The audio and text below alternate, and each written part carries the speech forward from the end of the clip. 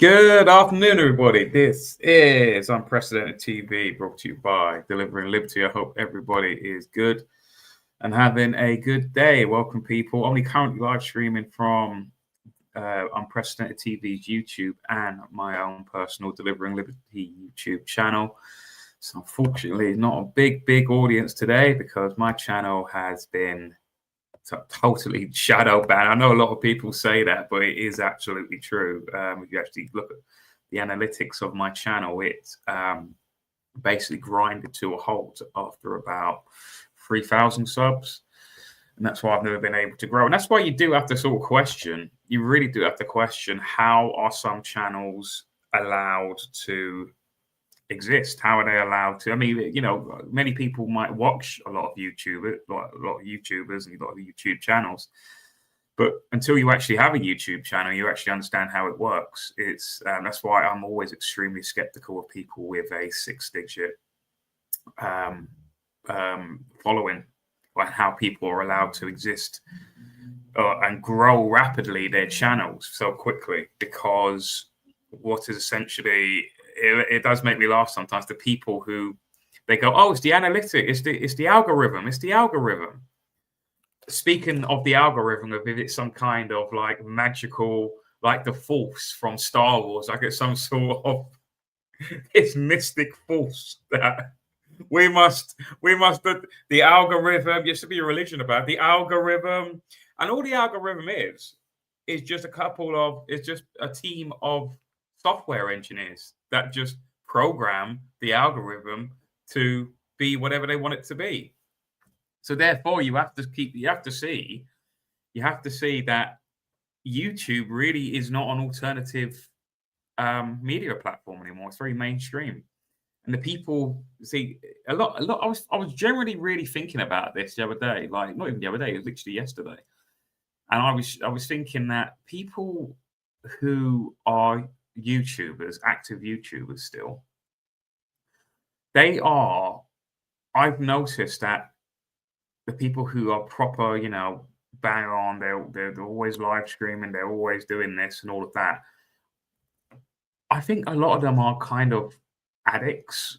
They have addictive personalities, and it wouldn't shock me if they have some kind of history of gambling addiction, or because YouTube is like a game. Especially if you're a live streamer, it's a game, isn't it? It's like you have to do this, and I think a lot of it is people who have very. I mean, I think of the big YouTubers. I mean, like people that I know, like or I've used to know in the past, like Paul Joseph Watson and Maya Tusi and all of that. Is that I know that they have addictive personality. They are, even if they are addicted to certain substances, and whatever. And it's just, and I think it's all just they become slaves then to the algorithm. The algorithm is rewarding you to make a video about make content about this particular topic, and you just got to think why, why. And we all know, obviously, the people who own YouTube are part of that big agenda club, and you sort of have to think that most of the YouTubers, at least the ones that are getting big subscribers, big views, and this honest to God, this does not come out of a place of jealousy or anything like that. It's just pure observation and expertise in a way, because again, once you have a YouTube channel and you sort of look at the analytics every now and then, you start to understand. It's like learning a new language. You understand what is going on, and you sort of realize that a lot. This is why I don't do. I mean, I know I'm doing a live stream right now, but I'm talking about on the streets live streaming stuff, because I just sort of realized that you are basically being a useful pawn to the establishment, to whatever you think that you're going to these protests, and you go into these events, and it's all for the greater good. But I've noticed, and especially like with it's very selective.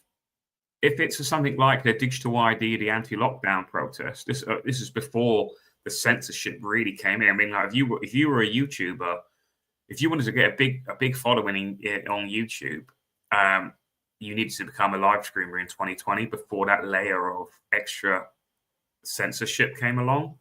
Then it was by 2021 that's when they put in the extra layer of censorship. And a lot of channels really grew big from it because it wasn't there. But after that, post 2021, if you went to lockdown marches, anything like that, or 2022 maybe, it's that the numbers were low, as in the viewers you had. And even now, digital ID, there's not too many. It's just very specific. It's being pushed. So all the migrant hotel stuff, especially, and stuff related to that, they get quite big numbers now.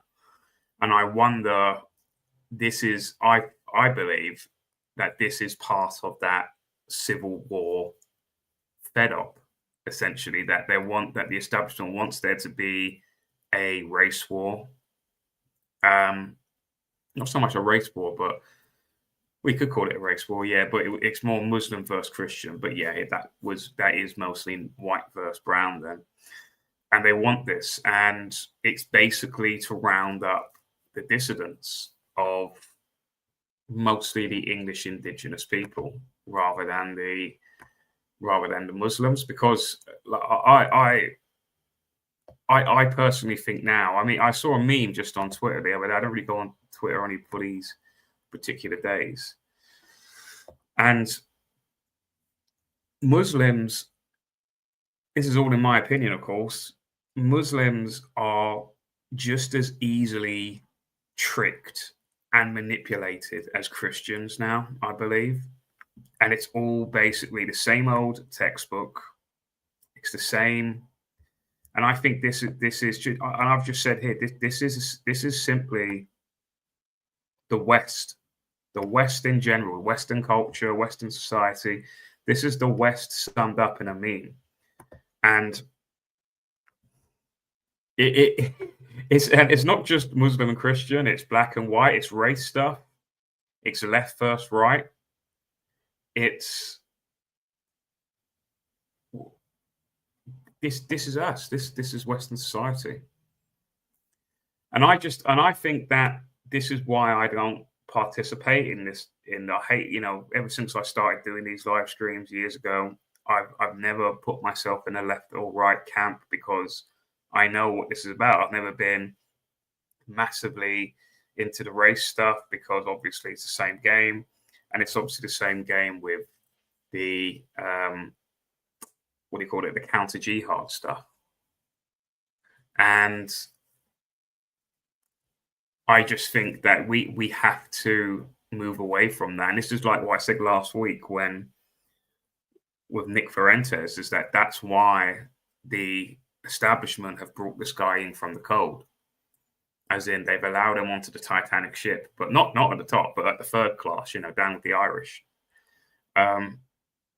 Because they have seen that all of Nick's solutions are really non-solutions.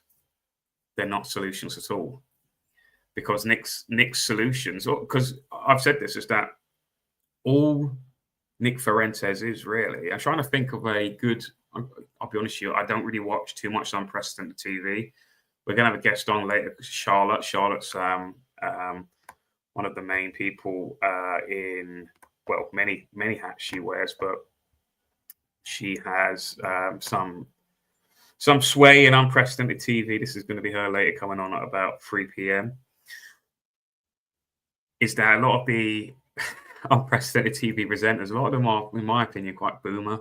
It's boomer news, and it's not really. And they very much fall into this category, whether it's the counter jihad stuff, whether it's especially the left-right stuff, especially that, but it's mostly the left and right, and it's mostly the Muslim and Christian stuff, not so much the black and white stuff. But it's I don't really watch too many of the other presenters, if I'm honest. But basically, if you look at Nick Fuentes, all Nick Fuentes is just a more edgier, typical presenter of unprecedented TV.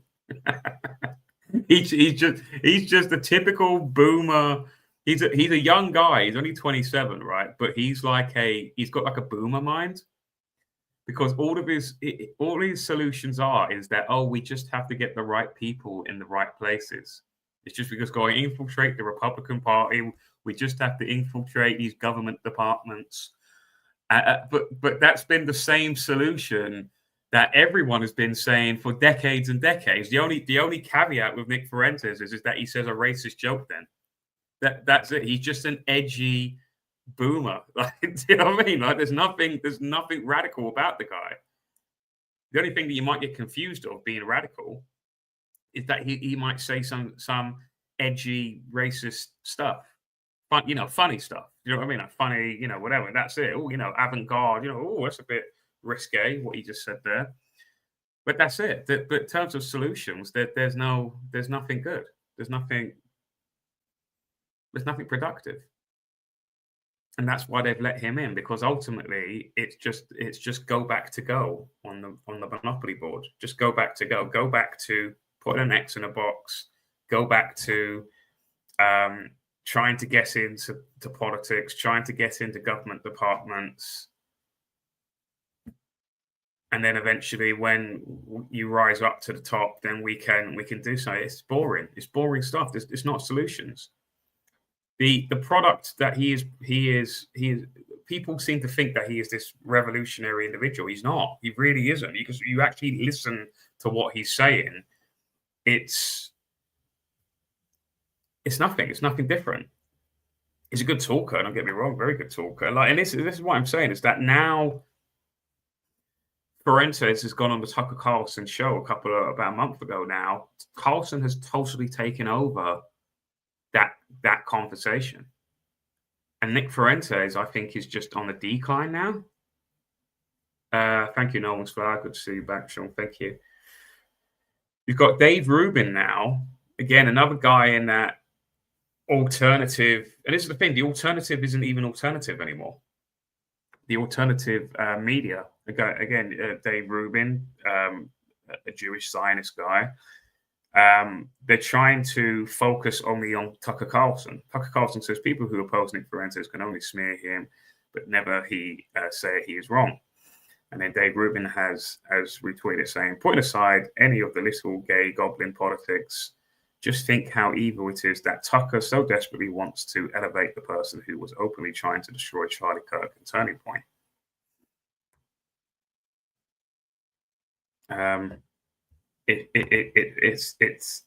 It's taken away. Laura Loomer again attacking John Thomas Massey. You've got now, what's her name? Marjorie Taylor Greene is due to resign in January now. And the speech that people see? Has people seen the speech? Has people seen the? Let's see if we can find it. She's done. Marjorie, she got Taylor Greene. Let's spell that right.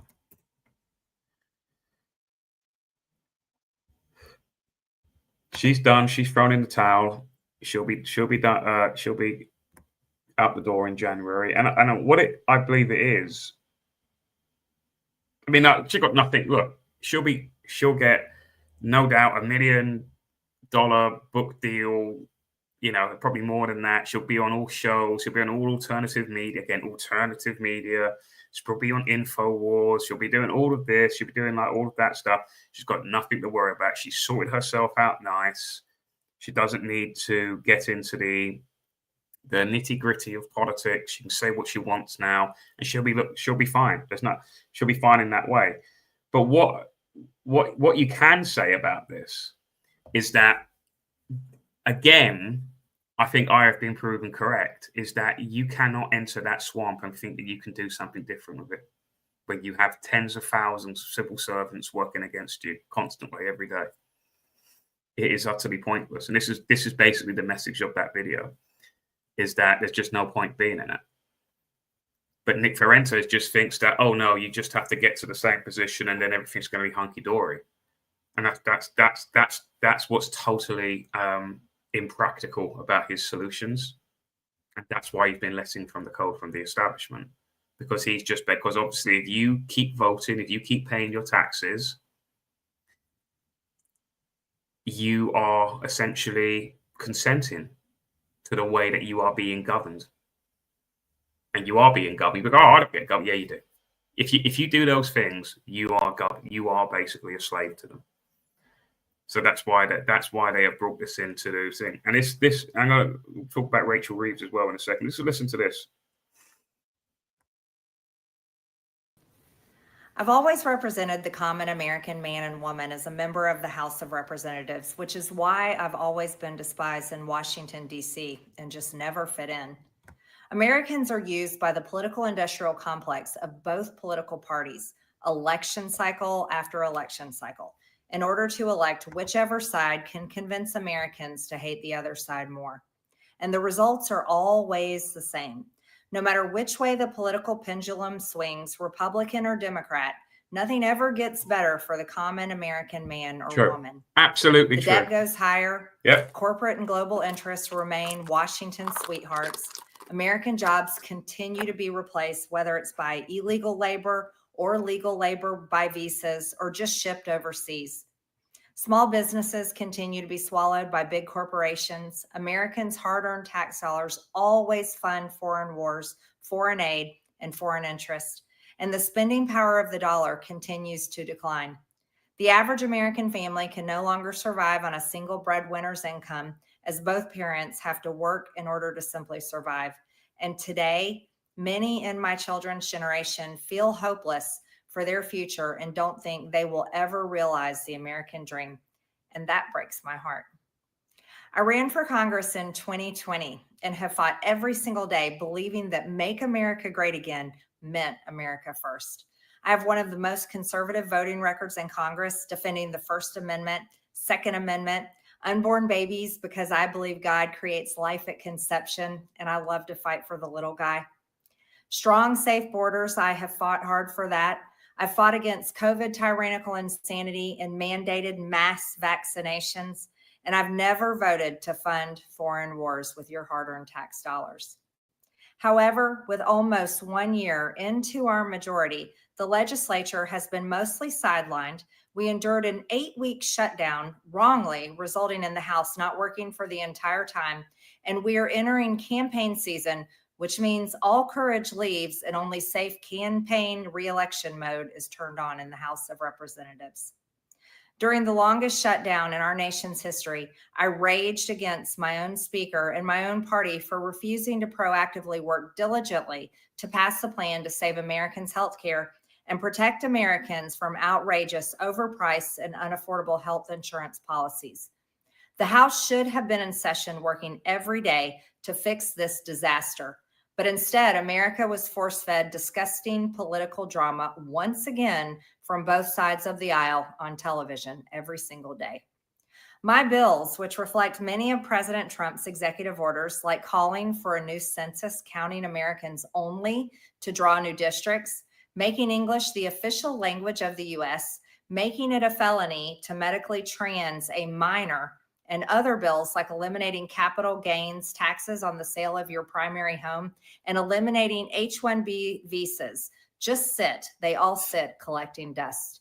Exactly. They just sit collecting dust. So again, people live on this hopium copium stuff that, don't worry, reform's going to get in.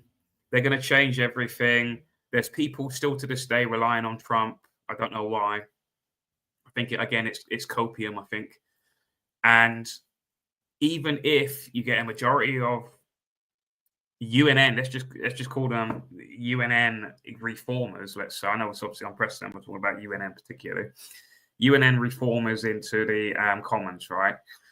Nothing's going to happen. There is going to be absolutely nothing is going to be to happen. The Speaker will cherry pick the bills. You won't get a united front on it. And even if a bill does pass, it'll be bounced back by the House of Lords, perhaps. It will probably be the only time in history when King Charles doesn't sign a bill because of some wokery nonsense that will be drummed up. And then even if it passes all those barriers and it gets royal assent, the civil, the police, they will not work with a truly, how can I say, a government that is generally for the people. They will just never do it. all the people that have been placed, that have been put into these certain roles where they are meant to enforce these rules, they will make sure that it just won't be followed. That's the reality. And ultimately, people have to remember that the military, the police, all armed personnel, whether it be police or military, they all swear an oath to the king. They don't swear it to a prime minister. So at the end of the day, King Charles can just pick up that phone to the Met across the road from Parliament, from Downing Street, and he can just speak to whoever is the Met commissioner of that particular time, and just say, I want you to grab 10 coppers, go across the road to Downing Street and just arrest the prime minister. That's it. That I know that sounds, but that is it. Everything. This is why I say is that people think that the king of this country, that the monarch of this country, is just this. Oh, it's a constitutional monarch. Oh, it's only there. It's only there for tradition and formality. It's no. I honestly believe that the king, or at least the people who control the king, I don't know, is that they have way more power than anything. If you look at that King's Council, all of the wrong ones were on it. Peter Mandelson, you have Sir Lucius Grange, who was that P. Diddy connection of Universal Records, and various other wrong ones. They are all part of that King's Council. And they are definitely they are, perhaps officially on paper, they have no power, but unofficially they have a lot of power. And they're probably influencing what Parliament does. They're influencing what the Prime Minister does, everything. And it's the greatest get out of jail card ever, because then ultimately the king doesn't have any responsibility. He's not accountable. Oh, it's not my fault. I've got a Prime Minister. You guys killed a king for that. You guys killed Charles I for that. You beheaded a king for that. It's not my problem anymore. I can't be held accountable. You see what I mean? It's the greatest get out of jail card ever.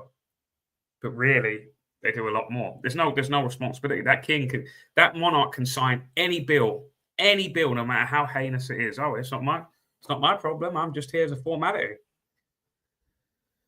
So then it sort of begs the question then, why do we need a king then? Why are they there? No one likes the royal family. If they just sign literally any bill that is presented to them, then what's the point? What does it matter then? You might as well not have it. To give it royal assent, it becomes pointless then. It becomes irrelevant. What's the point of it then? If we know that the king will always definitely sign an act of legislation, then why does it even? What's the point of it even going to that stage at all? If we know what this, because the whole point of it being is that he has a choice, or she has a choice of not signing. But if we know that they definitely will sign it, then what's the point of it? You see what I mean? It's a waste of taxpayers' money. All of that whole royal family. It's not just like the king and all of that. There is billions and billions of pounds caught up in that royal estate, right? So it makes no sense at all why we have them. Satanic death cult, exactly. I agree, Ashley Styles. It's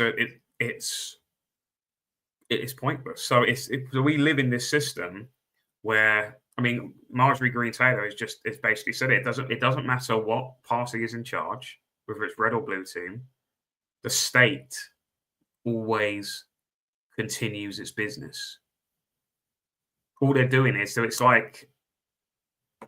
almost like the state is overall the boss. And when I say the state, who's the king? Who's the head of state? It's the king, right? The state will always continue its job, but its lackey, its hand of the king, whoever the prime minister is just the person that is there to basically a different style of management to basically get the job done. Like the state or the king is like the Emperor Palpatine from Star Wars, and the prime minister is like Darth Vader. It's just an enforcer. It's just a guy. It's just an apprentice. It's just a guy who just does the whim of the state.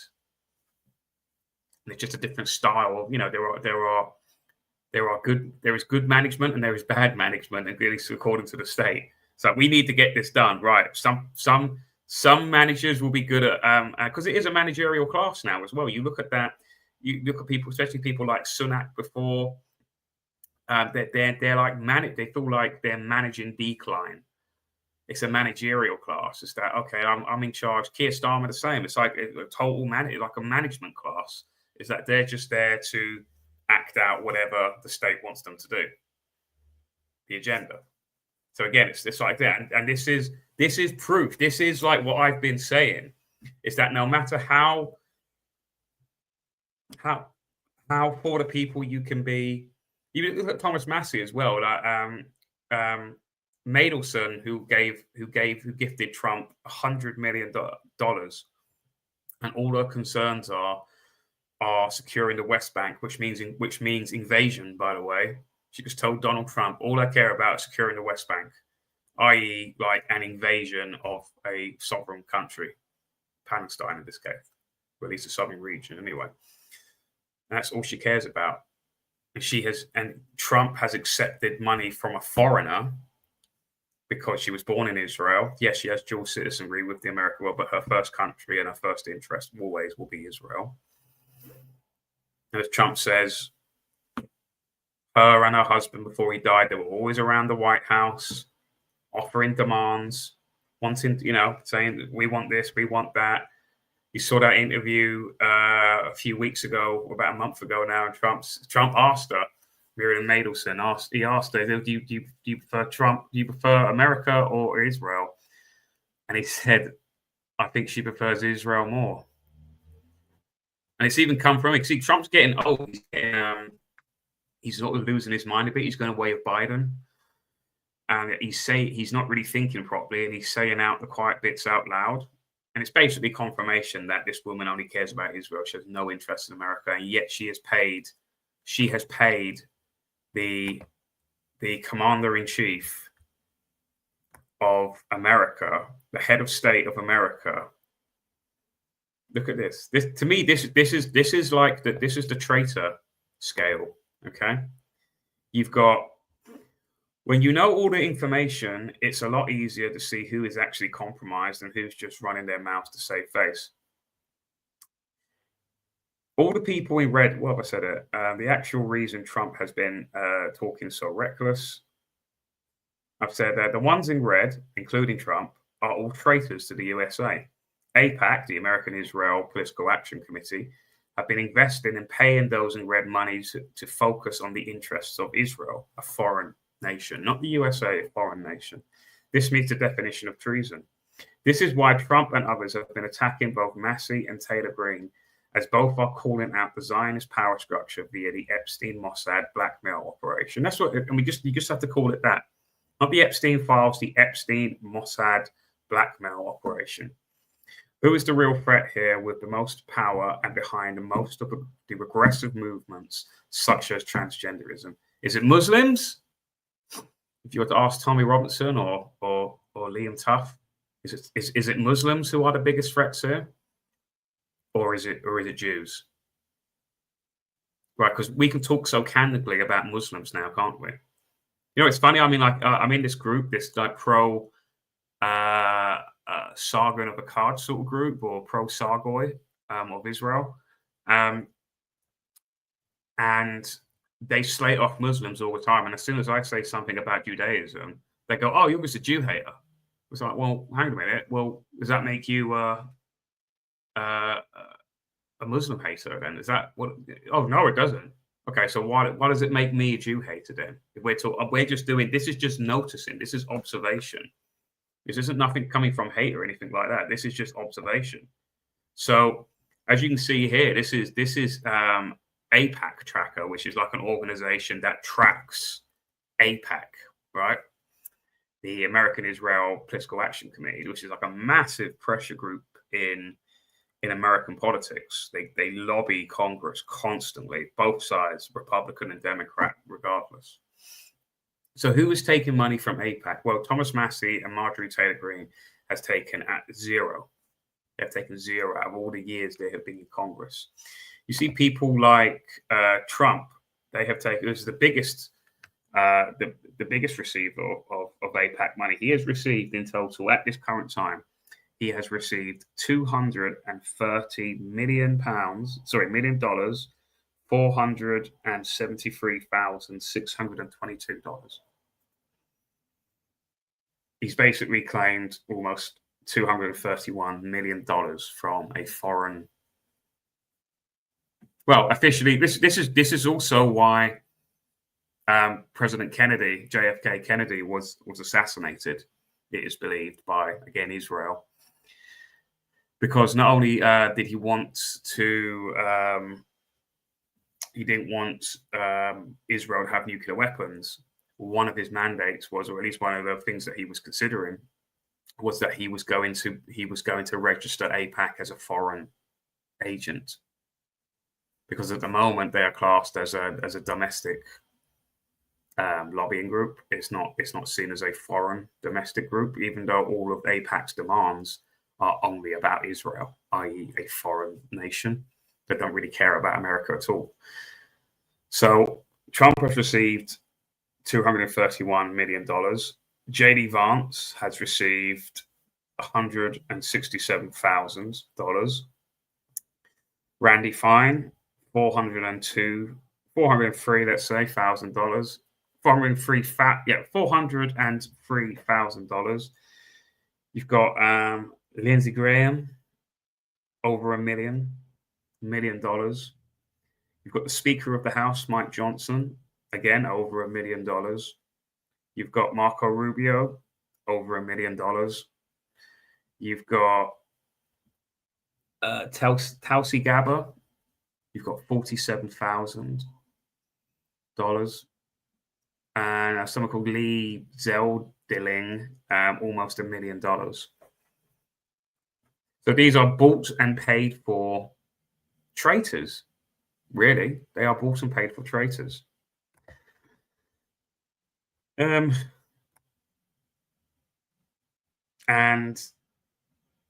they have bought loyalty. This is why all of these Republicans were so desperate to make sure that Epstein files originally didn't want to come out. The Epstein Mossad blackmail ring didn't come out. People will go, oh, but they all voted in the end. They all voted in the end last week. They all voted. All the Republicans also voted, as well as the Democrats. And the reason why that is, when you think about it again, is because Trump knew he was going to lose that vote. He knew that every Democrat was going to vote for that bill, for that bill to pass in Congress, and he didn't have the numbers in Congress. So what he did was another face-saving act, is that he knew even if he got all of the Republicans in the House to vote against it, he would have still lost. Do you see what I mean? Because there's more Democrats in there, and the Democrats just hate Trump. They just truly, again, these Democrats are just as much thickos as anyone else, right? They hate Trump so much that they truly are Trump derangement syndrome. I hate Trump too, but it's for a different reason. And I come from that, where a person, I did support Trump back in the day, and then I saw what happened, and then obviously I've changed my opinion. I'm not a zealot. I'm not a Trump cultist. I'm not a Q-tard. So he knew he was going to lose that vote in the Congress. So basically what he did was to save face. He then instructed all of the Republicans to vote for it. So then, it's like damage control. And then, because then he can say, oh, I'm against the release of the Trump files because of the Epstein files, because I go to the Republicans to vote for it too. You see what I mean? That's basically what the face-saving operation is. So all these people, they're bought and paid for. They're traitors to their country. Like I always say, the people who bang on so much about loving their country the most, in the sense of, like the flag stuff and all of that. Not be everyday people, but usually like the people who make a big thing about it on, big audiences and all of that. Like look at like Marjorie Taylor Greene here. There isn't a flag in the background, for example. I bet if this was Trump or Mike Johnson or JD Vance or anywhere, not just in the Oval Office, but anywhere, they would make sure that they would have an American flag behind them or have some sort of American flag on, because they are trying to hide something that they are not. They are overcompensating for something that they lack, i.e. patriotism, because they're really traitors. Do you see what I mean? It's very psychological. Anyway, listen to. That's how it is for most members of Congress bills. The Speaker never brings them to the floor for a vote. Many common Americans are no longer easily convinced by paid political propaganda spokespersons and consultants on TV and paid shills on social media, obediently serving with cult-like conviction to force others to swallow the political party talking points. Because they know how much credit card debt they have, they know how much their bills have gone up over the past 5 years. They actually do their own grocery shopping and know food costs too much. Their rent has increasingly gone up and up. They have been outbid by corporate asset managers too many times when they put in an offer to buy a house. They have been laid off after being forced to train their Visa holding replacement. The college degree they were told to earn only left them in debt with no big six-figure salary. They see more homeless people than ever on their own community streets.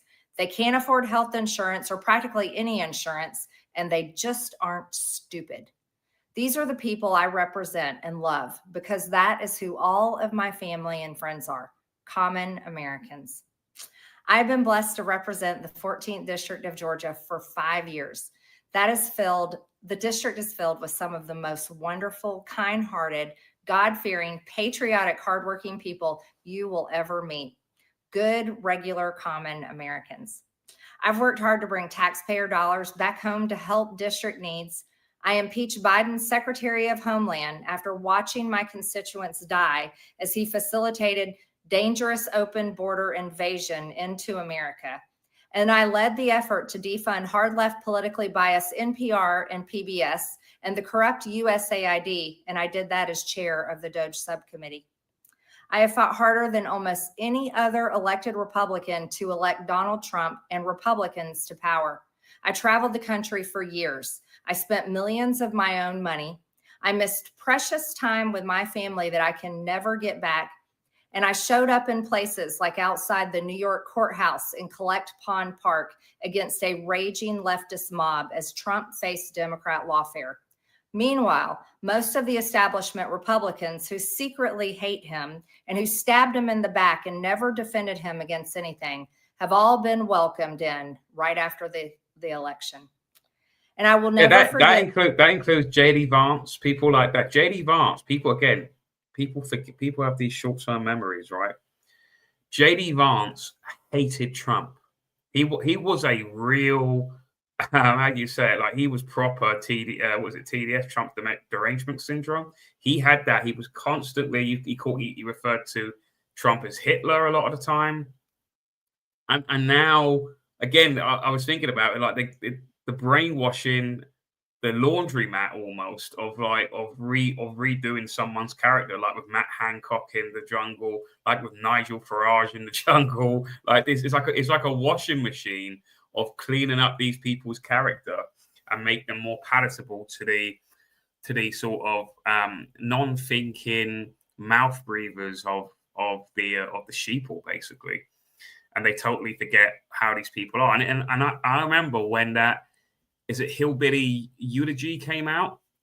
It was a Netflix series, and before J.D. Vance said there was a book about it. And I remember it being on Lotus Eaters or Low Take Eaters, as I call it. And they were all gushing over J.D. Vance, which again, this is why I call them the Low Take Eaters, is that they just have these incredible low takes on things. And they just go, oh, this guy's all right, this guy's good, yeah. And they can't, and for me to say, listen, look, this guy's dodgy, like really dodgy in the sense that, as in J.D. Vance, I mean, and that you need to look at this guy's history properly. I'm actually convinced that J.D. Vance, all of that stuff in that Hillbilly Eulogy stuff, it's all fiction, it's all fake, it's made up. Like J.D. Vance, like some of it might be true, you know, there's always truth in every lie, but a little truth in every lie, but I think a lot of it is made up. I generally do think that J.D. Vance is some kind of CIA asset, and they want him as president. Or I don't know whether that means that he's going to get, because, you know, are they because the Republican Party, they're going to get absolutely destroyed in the next election, similar to how the Conservative Party did in the last general election here. They're going to get quite destroyed, which is fine with me. I've got no issue with that. Whether they can win the presidency with J.D. Vance, I don't know. But it might just be simple that they'll just bump off Trump and then just install J.D. Vance as president. I don't know. Because if that's the case, then they're going to get, as much as I dislike Trump is not, how can I say it? He's not as quick. Like if J.D. Vance was in power, we would already been in some kind of new Iraq war situation with Iran or something like that. We would have something like that. But Trump, there's still a little bit of resistance. There's still a little bit of restraint. Yeah, this is not me trying to praise Trump. Trump is totally owned by the Zionist lobby. It's funny. There's a book. I shared this the other day. I found this quite interesting. 2 different books written by the same author in the mid-2000s, about 2005, 2006 time, in the mid-2000s, by Michael Collins Piper, in which he correctly predicted both the Make America Great slogan and Donald Trump being the Zionists' #1 frontman. The book explains how Zionist Jews use faux American patriotism to make mask Zionist intentions. This of course would make Trump a traitor to the US. Piper never got to see his correct predictions come true, as he died years before Trump became president. Isn't that interesting?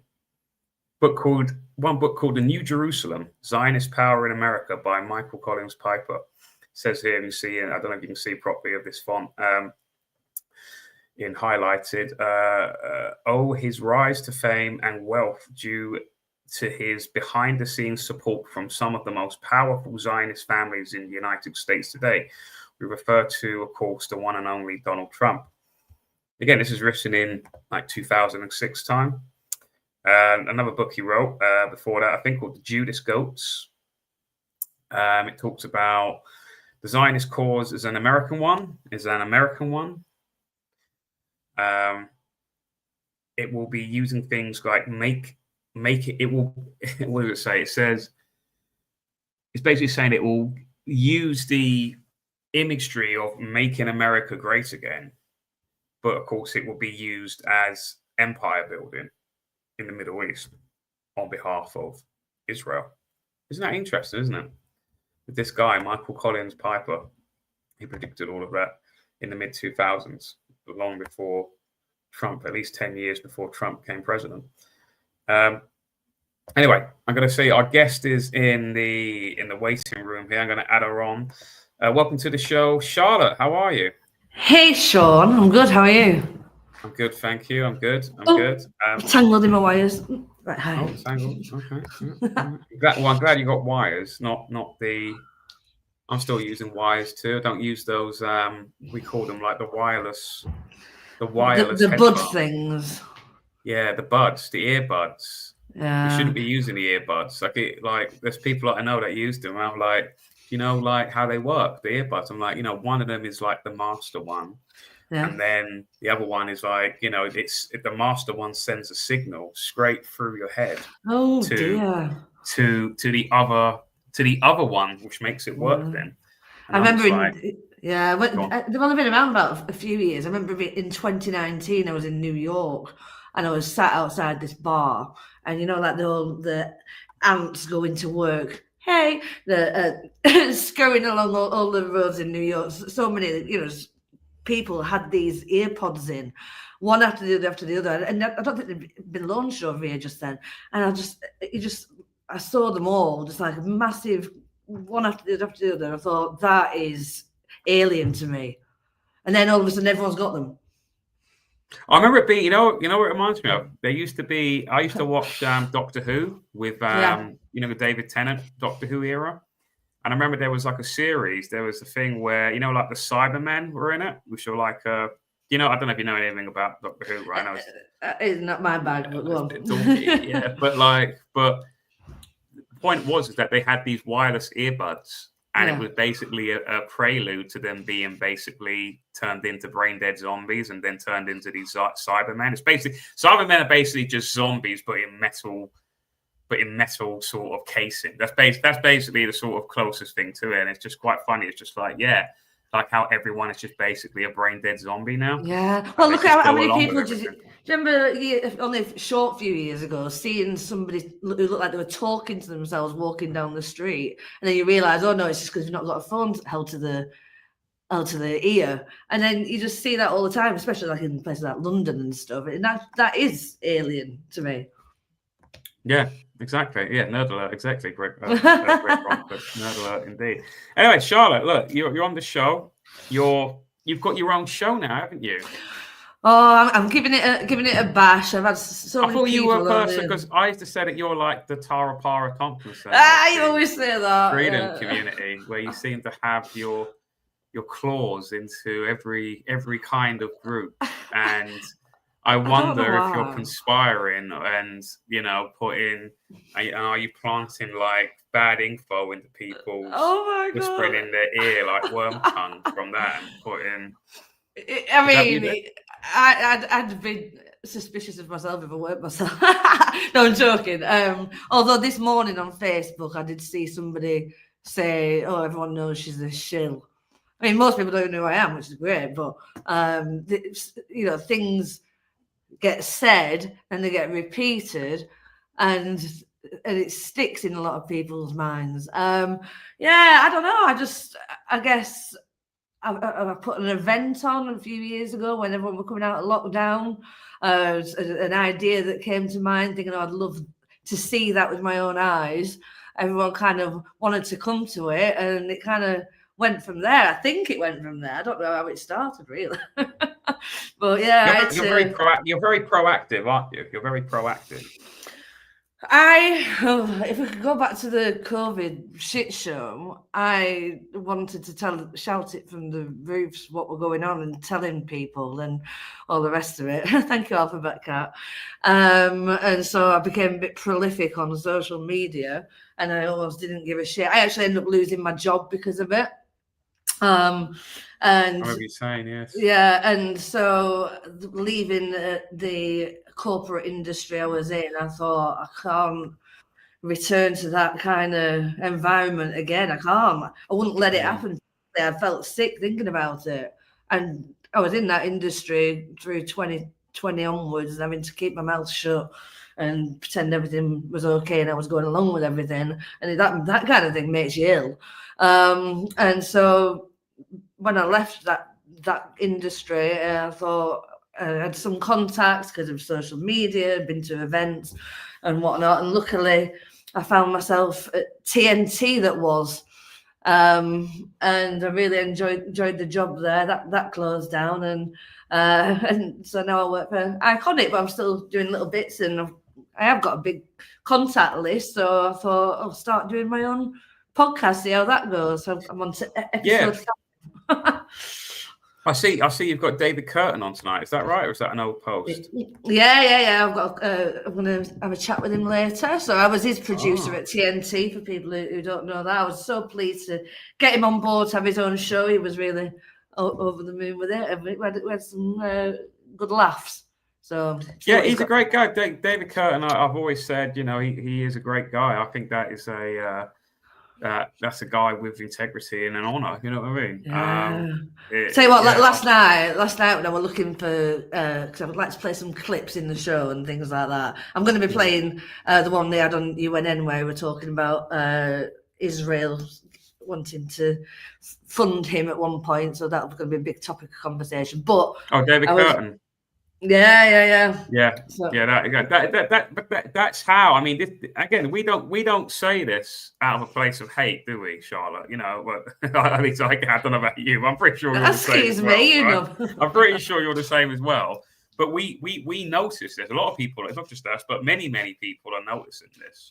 Yeah. And this is how they basically, like with the whole. You probably saw earlier. I showed the AIPAC tracker records of all of the major American politicians, and a lot of them, the only two, I think there's literally only two out of all of Congress, and both the Republican and Democrat side, Only like a handful do not take any money from that. All of them, Republican, Democrat, they take all the money and they buy all of these politicians. Most of these politicians, they don't have integrity. They're not honorable people. We know that they're scumbags. We know that you can buy these people. They're basically just political mercenaries. That's all they are. You can just buy them. You buy their loyalty, essentially. But people like David Curtin, and this is what I always used to say, is that when I used to run with David Curtin in politics, and even before that, if you are a person of integrity, I mean, look at I don't know too much about Marjorie Taylor Greene, but she has just resigned. She's going to be leaving in January.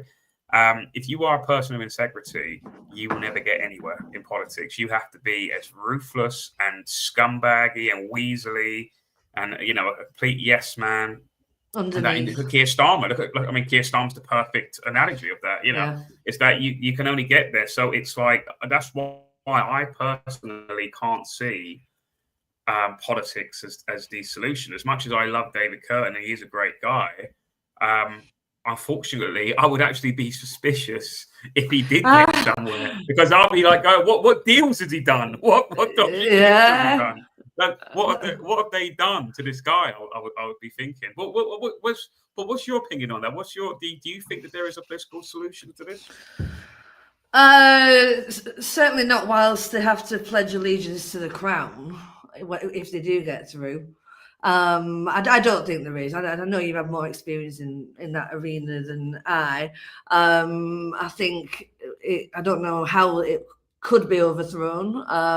David Curtin and the Heritage Party. David Curtin, you and I know, is a decent chap. He's the only guy, or the only politician who speaks out against things like Agenda 2030, all that kind of thing. Reform don't talk about that. Even the civil rights groups that are aligned to our side of thinking don't talk about that. For example, you Together lot. And so whilst everyone's skirting around different subjects, talking about mass immigration being an issue, but not getting to the root cause of stuff, then it's just song and dance, isn't it? Do you know why I think that is, though? It's because it's simply too heavy for the average person.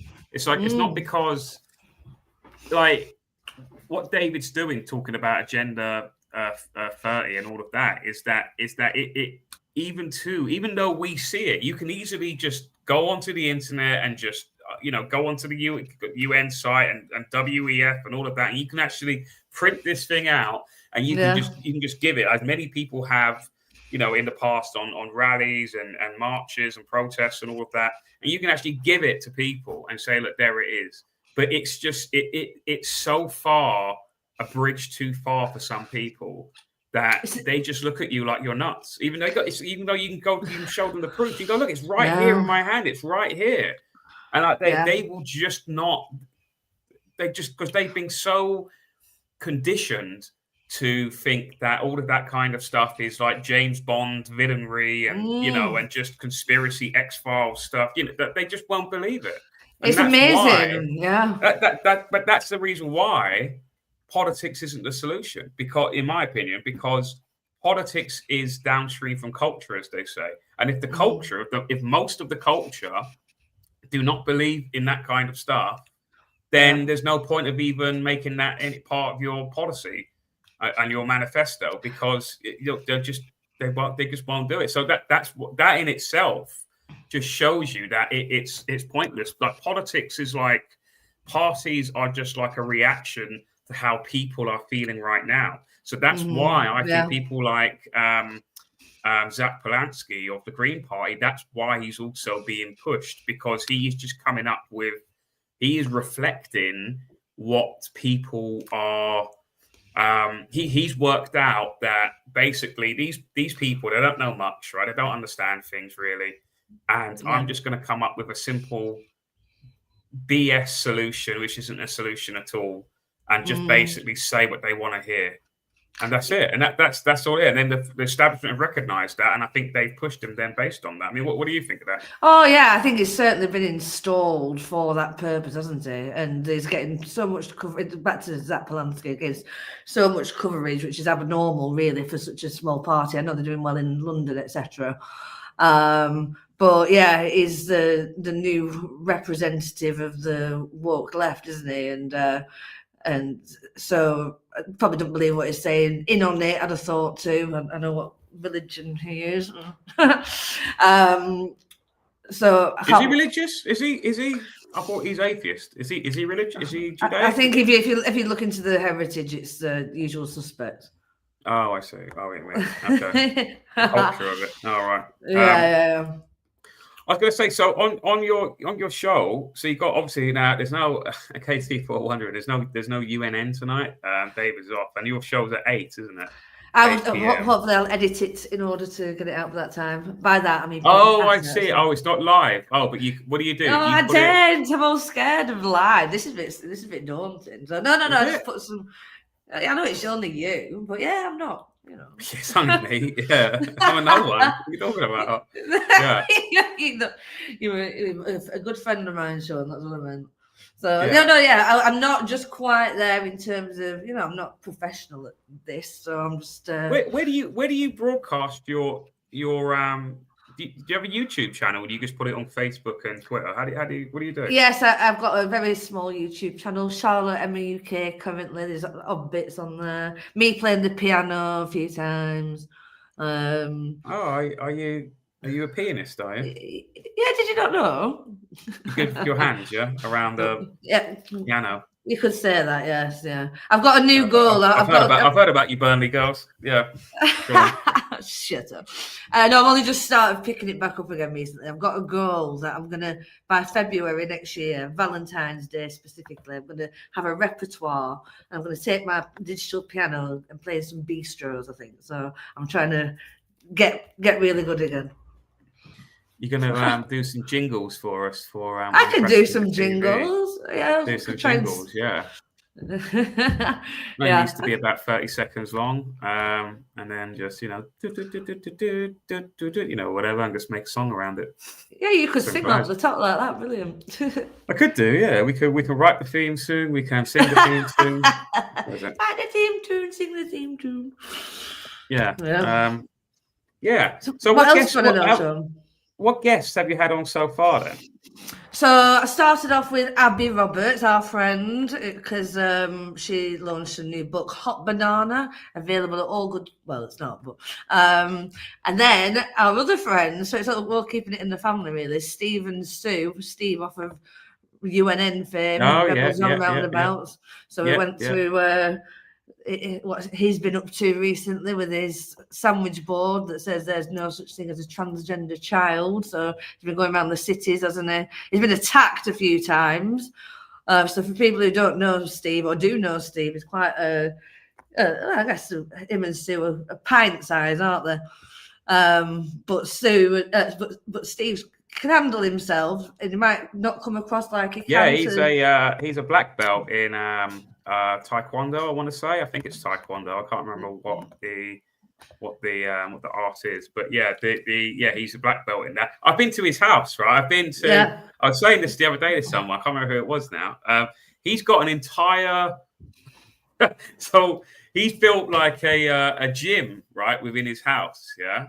Yeah. He's got a gym within his house, loads of weight. And I'm not talking about the sort of weights you go down to Argos and buy these crappy kind of weights. I mean, like proper professional, like weight machine, like proper, like, the machines as well. I think he's got a rowing machine and all of that. Like he's got a proper gym inside that he's made from him and Sue. Yeah. And all of the wall, one side. So obviously there's 4 walls in a room. Yeah. And one of the walls is just decked out in like medals and trophies, everything you think of. He's won all of these awards. I think Sue has as well. Sue has, yeah. Yeah, like both. I don't know. I think it's both of them. Yeah. Like it's just the entire wall is just covered in like medals and trophies and everything. So this is it's a guy who probably knows what he's doing. You know what I mean? Yeah, well, that's the thing. He's really unassuming, isn't it? Like if you were to walk down, if you were of that mindset of pro-trans, etc., and you thought, I'm going to have a go at him, I'm going to throw some chili over him. I think he had chili, he had soup over him. Also, someone even went with him with a pair of scissors to cut the strings that his sandwich board held on with. So that's on video, someone with a pair of scissors and just really angry people. But he's put people in citizens' arrests. He's tackled people to the floor. Some guy ran off with his boards or his property or whatever he wanted to call them, and he waited till the police arrived. And he got him on the floor. And yeah, you wouldn't think that of him unless you knew that, would you? No, I mean, like he's he's a nice guy. Both of them, Sue and Steve, they're good people. There's actually a funny story once where Piers Corbyn happened to end up. I think he missed his train or something like that. It was some reason why he couldn't.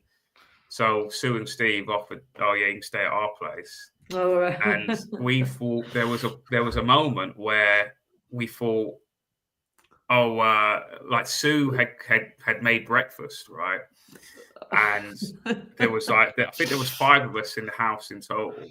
Sue, Steve, myself, Siraj. I think Siraj was there, and Piers, right? And anyway, we thought, we'll wait till Piers gets up, right, and then we'll decide what to do for the day.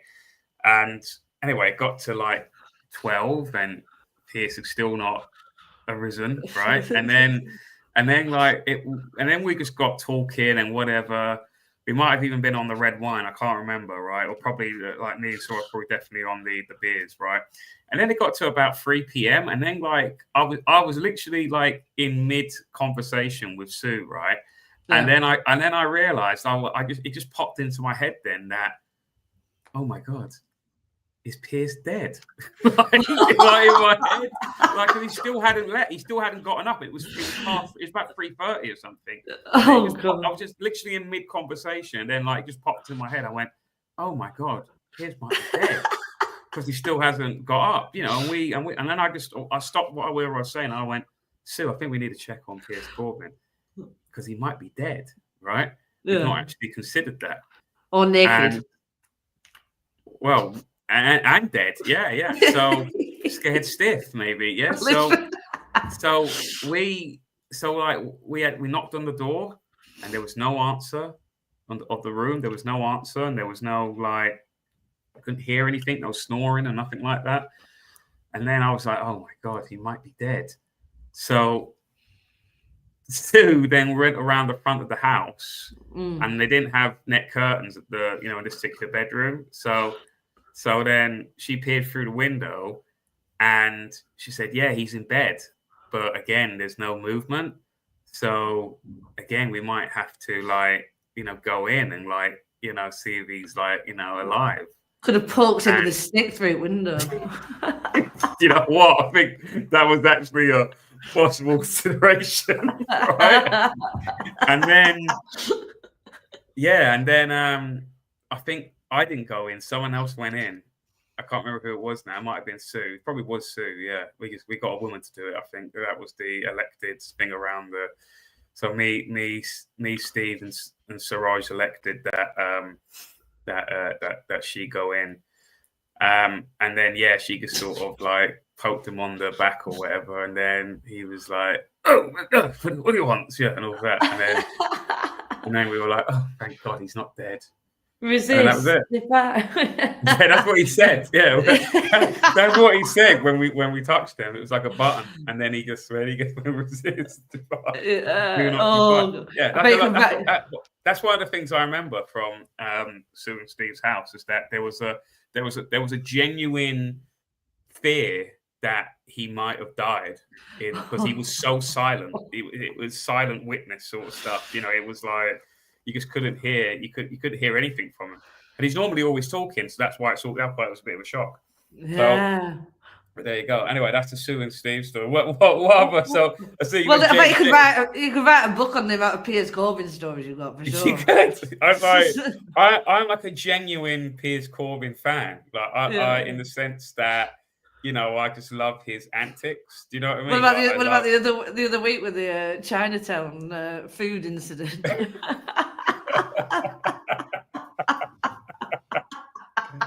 I don't want to go into that one. No, we won't. We'll say that.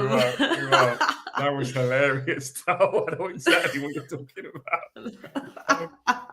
Yeah, he's got a new entourage, hasn't he? He does. I call them the Piers posse. Right? They're like think of like the X-Men, right?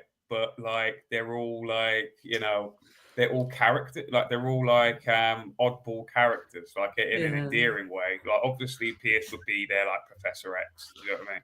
Like that, like, but they're all kind of like like a superhero. They're like a superhero team. They're like the Avengers or something, or the Justice League that have combined together, and they've got all these funny characters with their own unique sort of characteristics. Like you had, you know, so yeah, but that. So the other character I've seen you had Jada on, Jada Franson. Oh yeah. Well, she's. Do you know what? I remember her from. I remember the headlines from back in the day when she was in Britain First, when I wasn't politically minded as such. So, you know, you just hear the accusations of being racist, which she kind of wears as a badge, and all that. So, yeah, I enjoyed looking at some of the things that she got up to in the past, and when Donald Trump had retweeted her a few times, and it made headlines all over the world, and she lost a Twitter account as a result, and Piers Morgan were confronting Donald Trump and saying you're gonna have to delete these messages, and they refused to do so. I think even Theresa May got involved, so that was quite funny for her to look back on. Yeah, we talked about the Jo Cox murder. Do you remember the guy Thomas Mayer? He allegedly shouted "Britain first." When that was the headline. Yeah, what was Jada's conclusion to that? What was her? Did she think that worked? Because again, me, you know, been down so many rabbit holes now, is that and you know, you get to know just how sinister the state is. You know, I could easily see that as being like a total. It's like a psyop sort of thing. Like I do believe she was killed. Like a lot of people just go, "Oh no, you know that she never died" or whatever. But I do think she was killed. She did consider that angle. I mean, because at the time, first of all, the fact that the guy had shouted "Britain first," there was a video I played of the eyewitnesses being asked, "Did you hear this guy shout Britain first?" And all of them said no. So first of all, that narrative was spun in order to look like it was a far right, whatever racist attack, because I think she'd been very pro refugees, etc. And then to look at it now, all these years later, with Jo Cox's sister being in charge of this end of life suicide, whatever bill going through Parliament, the fact that they're all Fabians, or ex-husband Brendan Cox, who's blocked me on Twitter because he just spouts a lot of far left nonsense. You know, that's an element. You've got to look at these things, because everyone talks about, well, recently more so the Fabian Society. You've got other things. You've got Freemasons, blah blah blah blah. But they're all parts and cogs of social engineering. That's what they're there for, essentially, aren't they? So they don't make the decisions from the top, but they've got to be a part of how they get from A to B. And so if you think that Jo Cox and even that David Amis, to an extent, their murders were, well, I'm not saying they were killed on purpose or whatever happened, but what happened since has helped get to where we are, and the people involved. Yeah, definitely. And people like Jill Dando's murder. That's you know, I do think that these people were killed, but they have been used. Like you look at the recent Charlie Kirk thing, right? Yeah, the recent Charlie Kirk thing, and I am a believer that that it was ultimately an Israel hit job, right? Mm-hmm. But you see now how they have twisted that. So at the end of the day, right? And again, you know, these are just my thoughts, right? At the end of the day, some of the final messages from Charlie Kirk, right, were, where is it? I put this up literally the other day. Where is it? These were like some of the final messages from Kirk. Always remember the last text from Charlie Kirk before he was killed, right? Mm-hmm. Is that this was revealed. This isn't fake. This was revealed, right? Is that what he said here, and this is Charlie Kirk's words. He said, Jewish donors play into all of the stereotypes. I cannot and will not be bullied like this, leaving me no choice but to leave the pro-Israel cause, right? If he left the pro-Israel camp, right? If he left the pro-Israel, what's the word I'm looking for? The plantation, right? If he left the pro-Israel plantation, right, he would have undone all of the indoctrination that he did to all of his young followers, right? Because again, people form cults around people. There's cults of personality. Nick Fuentes has one right now. Yeah. Donald Trump famously has one. He would undo all of that, and because they need young minds. They need the establishment, or in this case, the sort of the Zionist establishment. They need young people to be on their side. This is why I think also why they've brought Nick Fuentes in from the cult, because he has a young, massive following, and they need to basically court Nick Fuentes. And if Nick Fuentes gets on the side of gets into the third class establishment, then all of his cultist followers will also follow suit as well, because they're cultists, because they're dogmatic sheeple, essentially, right? Yeah. Is that Charlie Kirk would have been the same. They would have undone all of that. So how they've now used that, if you look at things like Turning Point USA, and again, they call it Turning Point USA, and I always say organizations and people who use American symbolism or even the term USA and all of this into their word, and it's just because they're usually masking something that they are. Turning Point is essentially an Israel operation. It's an Israel organization, right? You've got Turning Point UK here with Nick Tanconi, and you've got Turning Point USA, formerly of Charlie Kirk. And how they've twisted and they've basically cut out, they're trying to basically use revisionist history to remove to remove all this stuff, the stuff he was saying before he was killed, that he was going to leave. He was basically doing what Robert Maxwell did and saying that he became too big for his boots, and he just simply went, well, I'm bigger than you guys, and if you mess with me, then I'm going to reveal everything. And then I think Robert Maxwell was killed by with Israel again, because he was an Israel, basically Mossad spy.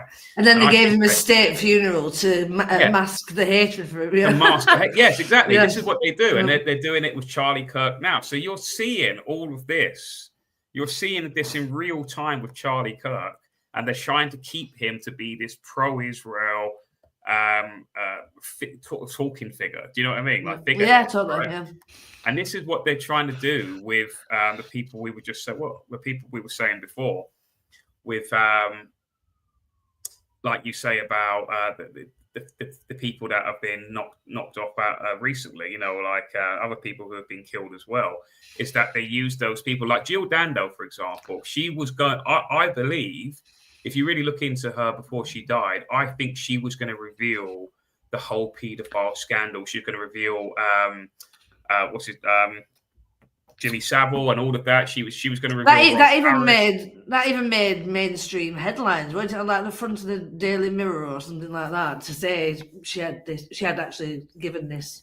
She was investigating. In my opinion, she was investigating the BBC. She found corruption within the BBC. She was going to reveal it because she probably genuinely did have ideals and principles and values, you know, and all of these things. This is why I say, if you can't get anywhere, if you have those things, you will be killed. You will just get nowhere. Whatever it is, right? You just won't succeed, right? Yeah. Is that and then they basically bumped her off, and then they used her blame death. Someone else. Yeah. They used her death. Yeah, you're like, and they used her death then to basically be a figurehead of the BBC. Whenever the mainstream talk about Jill Dando, she's considered this darling of the BBC and how she loves the BBC and all of this. You know, that's why she was the BBC. Yeah. And all of this, and it's just, you know, and they even in death, like it's so scummy. Even in death, they use these people to further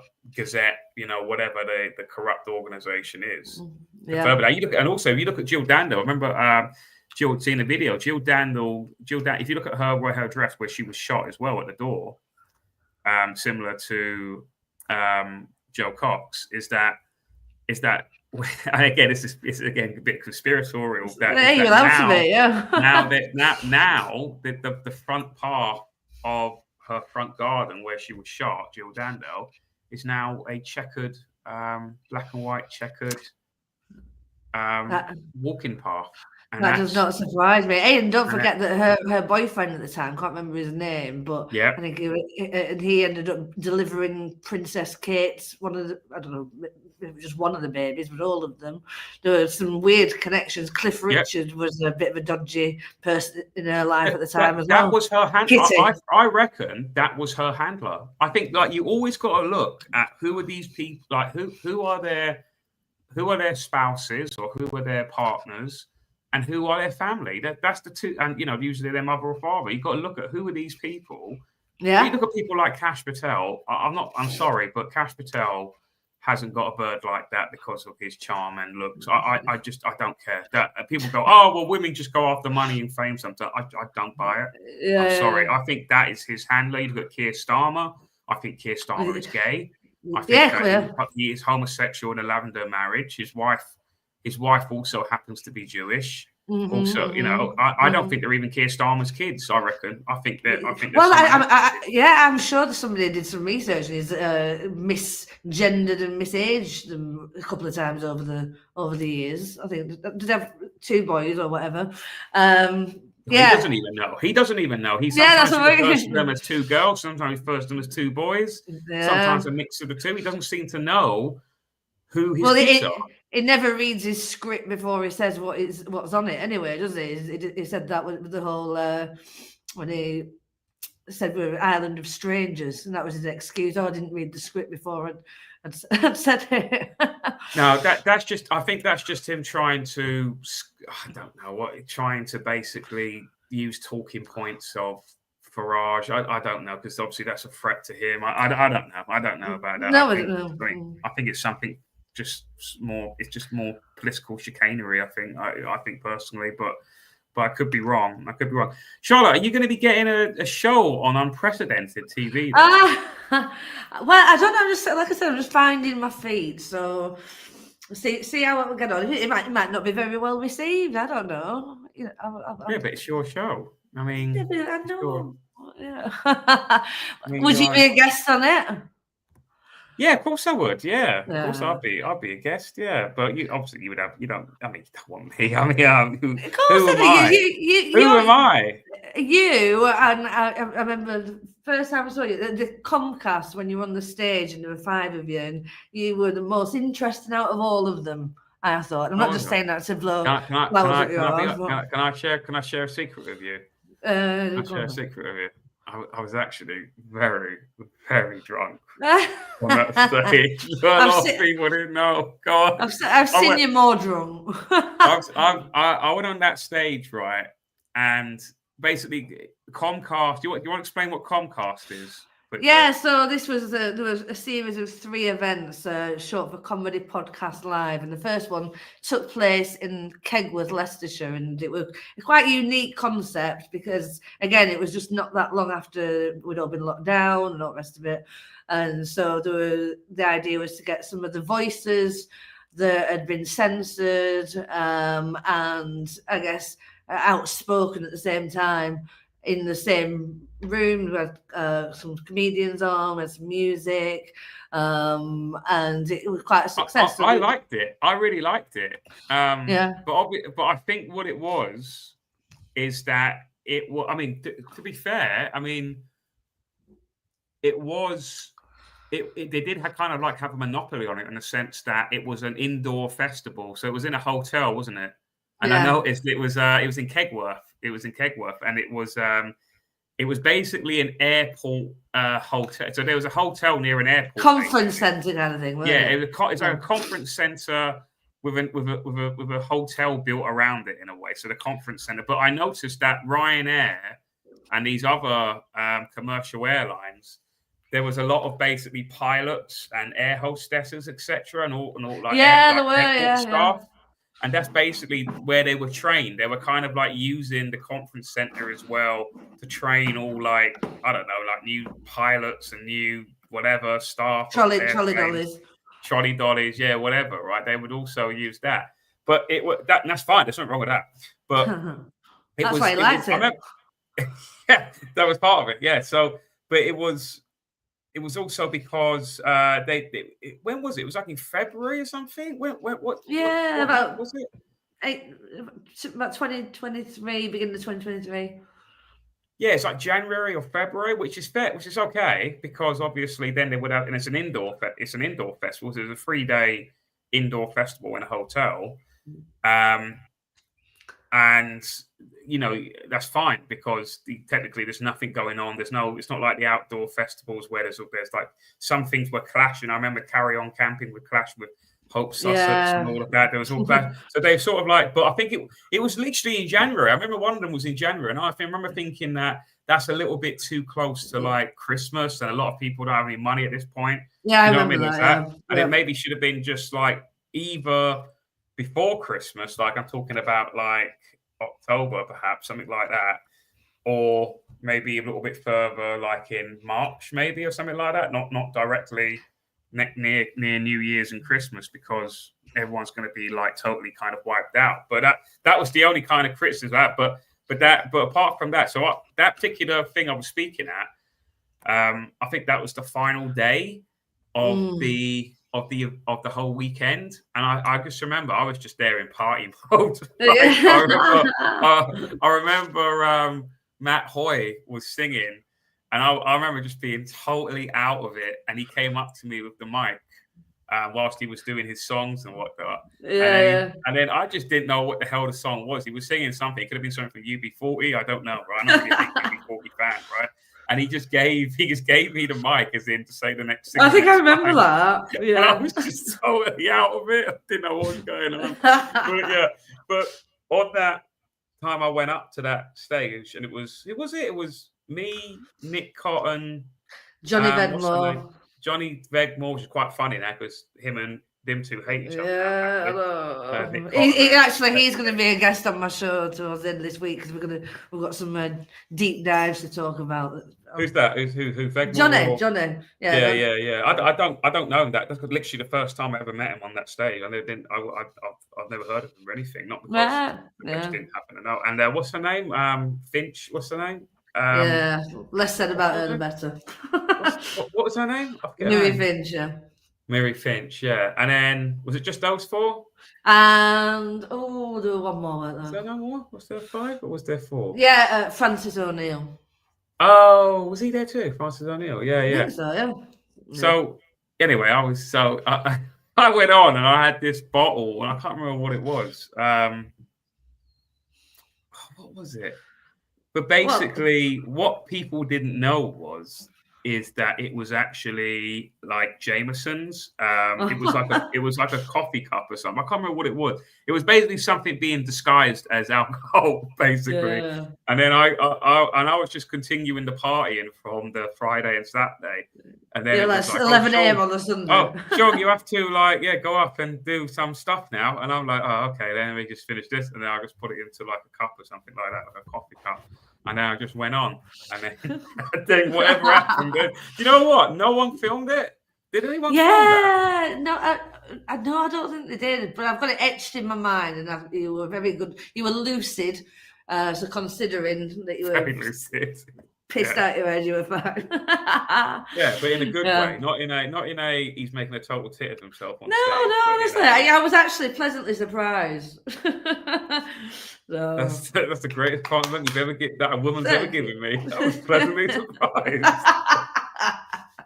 God. In fact, yeah. You know what you're talking about sometimes, don't you? Every now and then. Anyway, look, Charlotte, I think I'm gonna let you go. I think you've been on for almost an hour. That's incredible. Wow. The conversation's just flown by. But your show, so I'll put it again. It's on YouTube and Twitter and Facebook. It's on Facebook as well. Yeah, giving it a go. Yeah, I've even started my own page on Facebook, so if you can follow me and like me, that'd be nice. Look at you. Oh, I know, but it's slow moving at the minute. So, but hopefully everyone enjoys it. Because you got so many. Because you're the Tara Para Tompkinson of the freedom community, you've made all these network connections. You've networked. Oh, it's ridiculous, really. Yeah. And so then you always have quite good guests on by that logic. So Yeah, that's Even it. Graham Linehan said he'd come on with me. Ooh. He just got let off today. You see, Yeah, I you see, saw that. did you Yeah. see he's got because we're also a news show, guys, right? He's the news is that Graham Linehan, yeah, he got let off, and the judge. Let's find that quickly before. Yeah. When is he good? It'd be good to get him on ASAP, basically, because obviously now he's finished his court proceedings. What did it say? Thank you, Carly Mids. It said Father Ted Graham has been cleared of harassment against a trans activist, but guilty of criminal damage to their phone. Oh, I didn't know this bit. 57-year-old comedy writer who had faced trial at Westminster Magistrates Court denied both charges linked to the post made on social media and a confrontation at a conference in London in October 2024. Summarising, District Judge Bryony Clark stated by saying it was not for the court to pick sides in the debate about sex and gender identity. Well, I don't think that's true. She said she found Linehan was a generally credible witness and appeared to be generally frank and honest, and that she was not satisfied his conduct amounted to harassment. So, but he was found guilty of damage to their phone. I think Free Speech Union are taking yeah, I mean, he's already responsibility for that. Yeah, that's the other thing, isn't it? Yeah, I can't. Yeah, I'm not going to be a hard-hitting interviewer. I'll try when I'm not going to make people feel uncomfortable. Actually, but what about your stance on this? I remember years ago in the before time, BC before COVID, right? Is that he was a proper, you talk about, wokery and leftism and all of this stuff, right? Yeah. He was proper on board of that. And the only reason what turned him is that it then happened to him. So I remember, do you remember there's a Scottish YouTuber guy called Count Dankula, or Mark Meechan, his real name is, and he was famously the guy who taught his dog to do a Roman salute thing, right? Mm-hmm. And then that went viral, even though it was just a dumb joke, of like, oh look, I've trained my dog to do this, ha ha ha ha, nothing more than that, nothing. Yeah. And then everyone just lost their crap and go, oh my god, like this Nazi dog, like whatever, right? And Graham Linehan, he then jumped in on that and said, oh, it's a disgrace and all this sort of stuff, right? And then is he Scottish? No, he was Irish. He was, right? So he was. So he then jumped on that, and then there was this big thing for about a year of like Mark Meechan and and Graham Linehan then just going like off on that for a while, and then eventually Graham Linehan then got cancelled. So basically, this guy, Mark Meechan, Count Dankula, he wasn't famous, he wasn't well known then, but basically he lost his job. He basically got cancelled in polite society, right? And what happened then was just that eventually the mob then came for Graham Linehan, because then he said he was supportive of, what's her name, who wrote Harry Potter? What's her name again? J.K. Rowling. J.K. Rowling, about the whole trans issue. And then they tried to cancel Graham Linehan. And then that's when he realized that, this is the same thing with, like the whole, if they, first they came for, and then I said nothing, blah, blah, blah. And then eventually they came for me. And that literally happened in real time. That played out for Graham Linehan. And then he realized, oh, wow, they really are the fascists, like the people, that I was essentially what he would say. And then he made apologies to Count Dankula and Mark Meechan and all of that. So maybe you could bring that up. I mean, that isn't really a contentious stuff, because he did. All good things. He did actually say, oh, actually, I've seen the error of my ways and I actually know this. So he did actually apologise to it, which is fair enough. But tell you what's interesting. Go on. Do you ever use, I know you don't go on social media as much as you do, but do you ever use Grok? What, the Twitter's AI? Yeah. Not particularly, no. But what about it? I can literally use it right now. Go on. I find it interesting. I think it's had an upgrade recently because sometimes, when it first got launched, I have messed around with it a bit to see if it could pull certain personality traits from people's accounts, or even my own account. Just say what did I think of? I know you could put COVID or something like that, and it used to say, "Oh, I cannot analyze tweets now."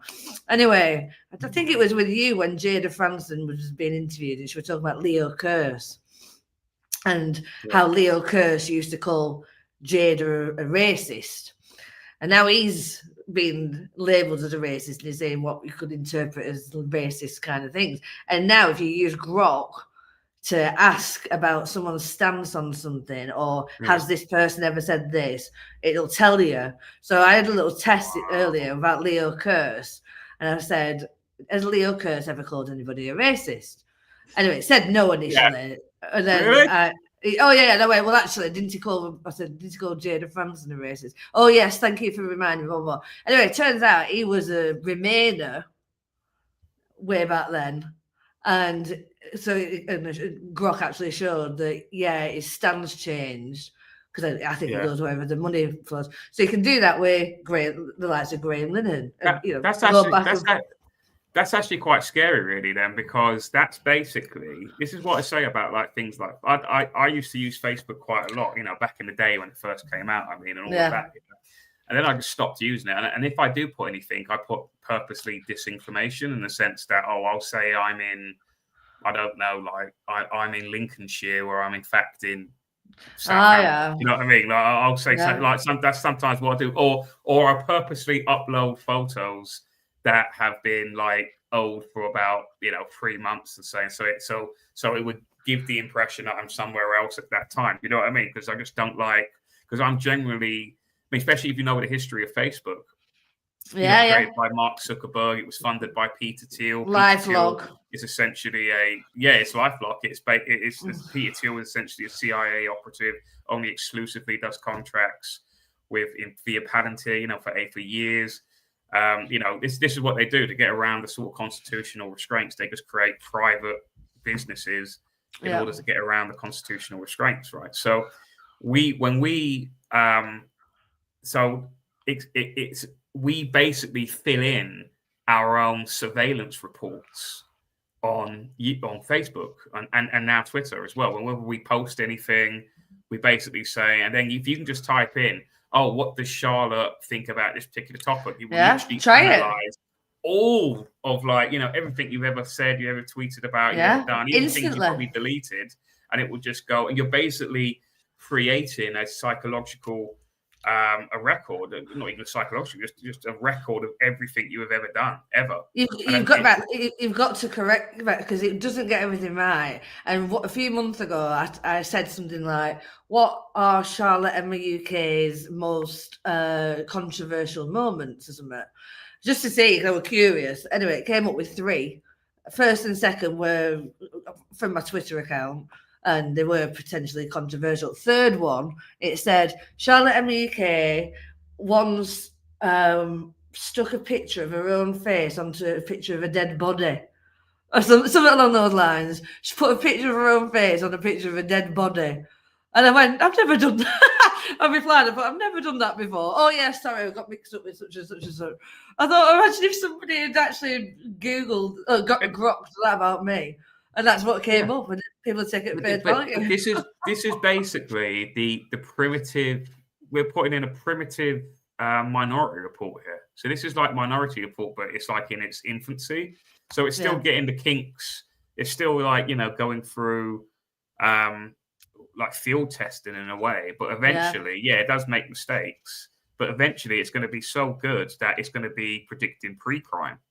And we kind of already have like forms of pre-crime as well. I remember David Clues came on a few weeks ago, and he said that basically there was a sting operation being put in by the state security services here in the UK, and they basically kind of arrested about like a couple of these young guys, but the strange, and they got put in for like about 15 years each. But Right. what was really kind of sinister is that it was the state security agents that were coercing and encouraging these young guys to actually do more than they were actually doing. Wow. And the question would have been is that would they even done it would they have done it without that kind of that push by these operatives? And what was used was the Terrorism Act. And there's no such thing as entrapment in the Terrorism Act. So you could argue if that was outside of the Terrorism Act, you could argue that that's entrapment. Is that that these police or security services operatives, they are entrapping you or these people to basically do this crime. You know what I mean? Like because you can say, if these people didn't exist or did not encourage me in that way, I would not have done that. You see what I mean? It's entrapment. Yeah. But with the Terrorism Act, you don't need that. So they just said this person is a threat to thing. They would have done that. They could have done. They didn't even do anything. They didn't even do anything at this particular point. That they could do it, but they could do it. That was basically the pre-crime kind of Minority Report stuff. So this is basically like with Grok here. This is basically, that's why, again, I don't really go on Twitter that much, because I know, and Facebook and all of this stuff, is because I know that it's building basically a psychological profile that could be used against you one day. Yeah. You know, and it's absolutely. Because all of it now, you heard about the, what's it called? Oh God, I always forget what it's called. The dead internet theory. You ever heard of that? No.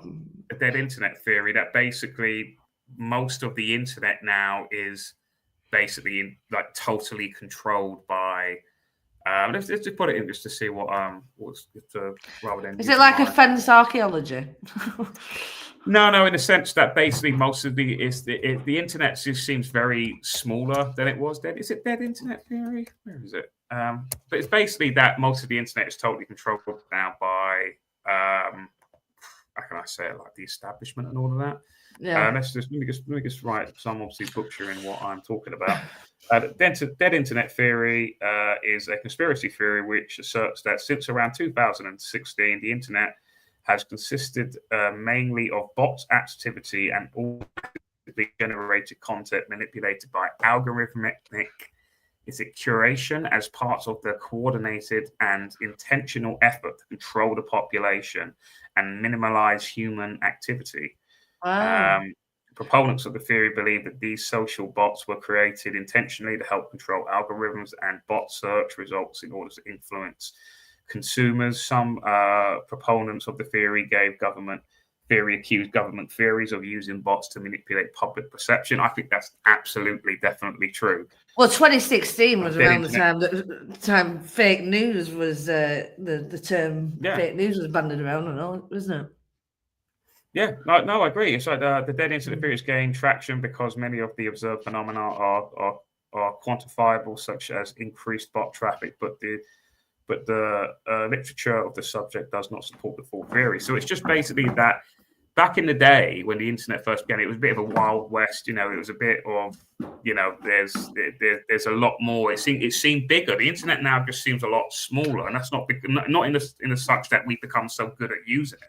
Yeah. But it just feels like a lot of it is not natural. A lot of it is not organic, and it just feels a bit like it's definitely like a lot of that is true. Like the whole bots are basically used to manipulate marketing strategies, and then I think also it's also used from government agencies to manipulate public opinion in order to get certain outcomes.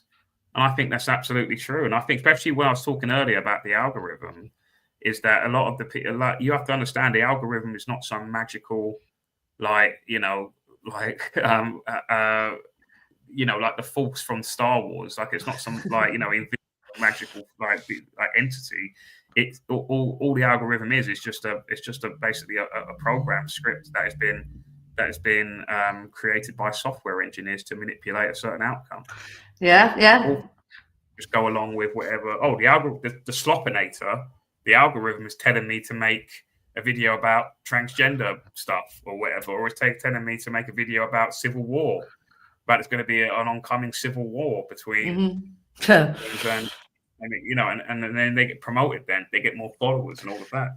Yeah, and also when I see this all the time on things like Facebook, when someone's going, look at the comments, you can see how many people are on the side now because of all the comments are in favour of, you know, let's say for example, I don't know, a pharmacy puts out everyone needs to get the flu jab, and so someone says, if you look at the comments, everyone, you can see how many people walking up. No, you're being shown how many people are aligned with your point of view. If you scroll to the bottom, because of the algorithm, all the other ones will see the other side of the argument at the top. So we're fucked. Yeah, that's the final word from Charlotte there, from Charlotte Emma until later. But anyway, Charlotte, I'm going to let you go. Thank you for coming on the show. It's been fun. Ditto. See you soon. Yeah. Thank you, everyone. By the way, are you going into anything? Any sort of public events going on just before you go? Oh well, we're going to go to the Christmas party. That's been cancelled, hasn't it? It has. It's been cancelled. I was really looking forward to going to that, but it's find an alternative. Yeah. I don't think there is going to be an alternative. It's just that there's just going to be nothing.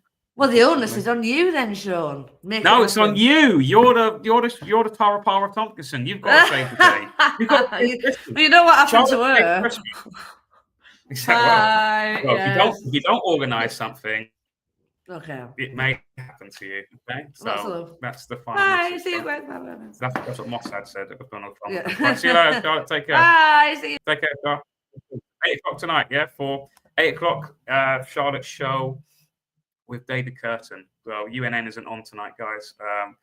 David Clues has some other plans, so he can't do the show tonight. But yeah, so if people want, Charlotte's on YouTube, and I think because she's only got 290 subs, I think most of her audience is on Twitter. But if you guys want to follow her on YouTube, and I think Facebook as well. I don't know where that would be though. Where's Twitter? Where is it? Let's see. Let's try and find. I'm going to head off, guys. Thank you all for watching, by the way. It's been great. Please do subscribe to Unprecedented TV for more shows during the week. This is okay page. It's on Facebook, guys. People want to watch on Facebook. She's got about 10,000 followers there. So it might be a bit chattier chat.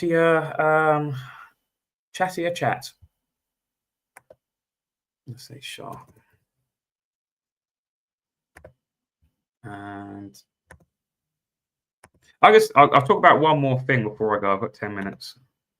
And then I'll head off. And that's Charlotte there on X, on Twitter. So I am on tomorrow night. Yes, I'm on UNN on this YouTube channel, as in Delivering Liberty's YouTube channel, and also on UNN's D Live and Rumble. I'll be on tomorrow. I'm hoping to sort out a guest, but it's not looking good at the moment with the guests. But who knows? There might be something comes up.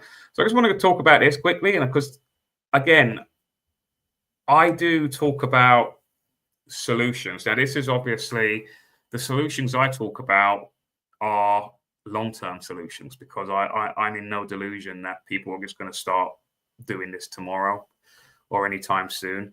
And I think, unfortunately, I do have to kind of help David Clues with his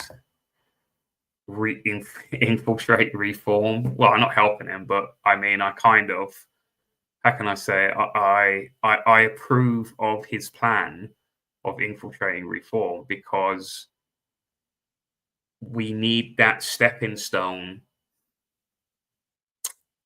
to show people that, hey, look, even if it does work, nothing's going to be achieved. And then they will say, okay, let's give Sean's idea a try, perhaps. You know what I mean? Because like me, the ultimate solution to me is to simply just become totally ungovernable, as in no more consent, no more voting, no more signing petitions, no more paying taxes.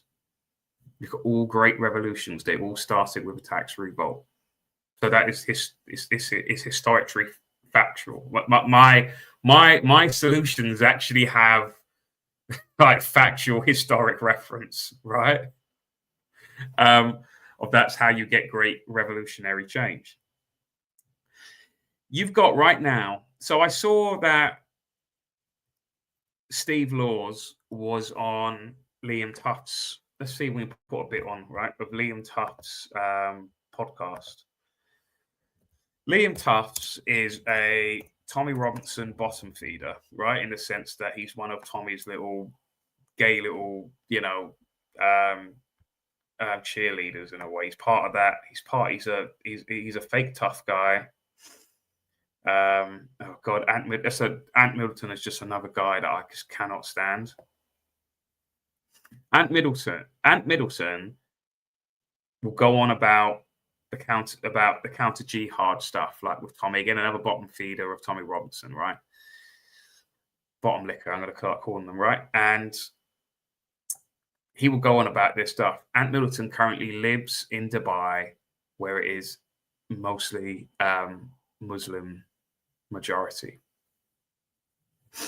I think that Ant Middleton is, how can I say it? I think he's living a lavender marriage like Keir Starmer. Let's put it like that as well. I get that vibe from him. So this was Steve Laws on Liam Tuft's YouTube channel, and I was actually quite surprised by how I do quite respect Steve Laws. Like again, I don't his solutions I don't think are realistic at all. Basically, Steve Laws wants to remigrate pretty much every non-white person in this country, even if they're third generation, born here. And I get why. I do. I'm not this. I totally understand why he is saying this, because obviously there is essentially and we need to start saying this more, because we talk about Gaza, we talk about Palestine, we talk about ethnic cleansing going on in these countries, right? These far, far away countries. And it is indeed it is a crime. And it's not just in Gaza and Palestine, it's going on in all sorts of countries in Africa, in many various countries in Africa, in various countries in Asia. This stuff is going on, but the headlines is spotlighted on Palestine and Gaza, because obviously there's so much dislike towards Israel that spotlight shines there.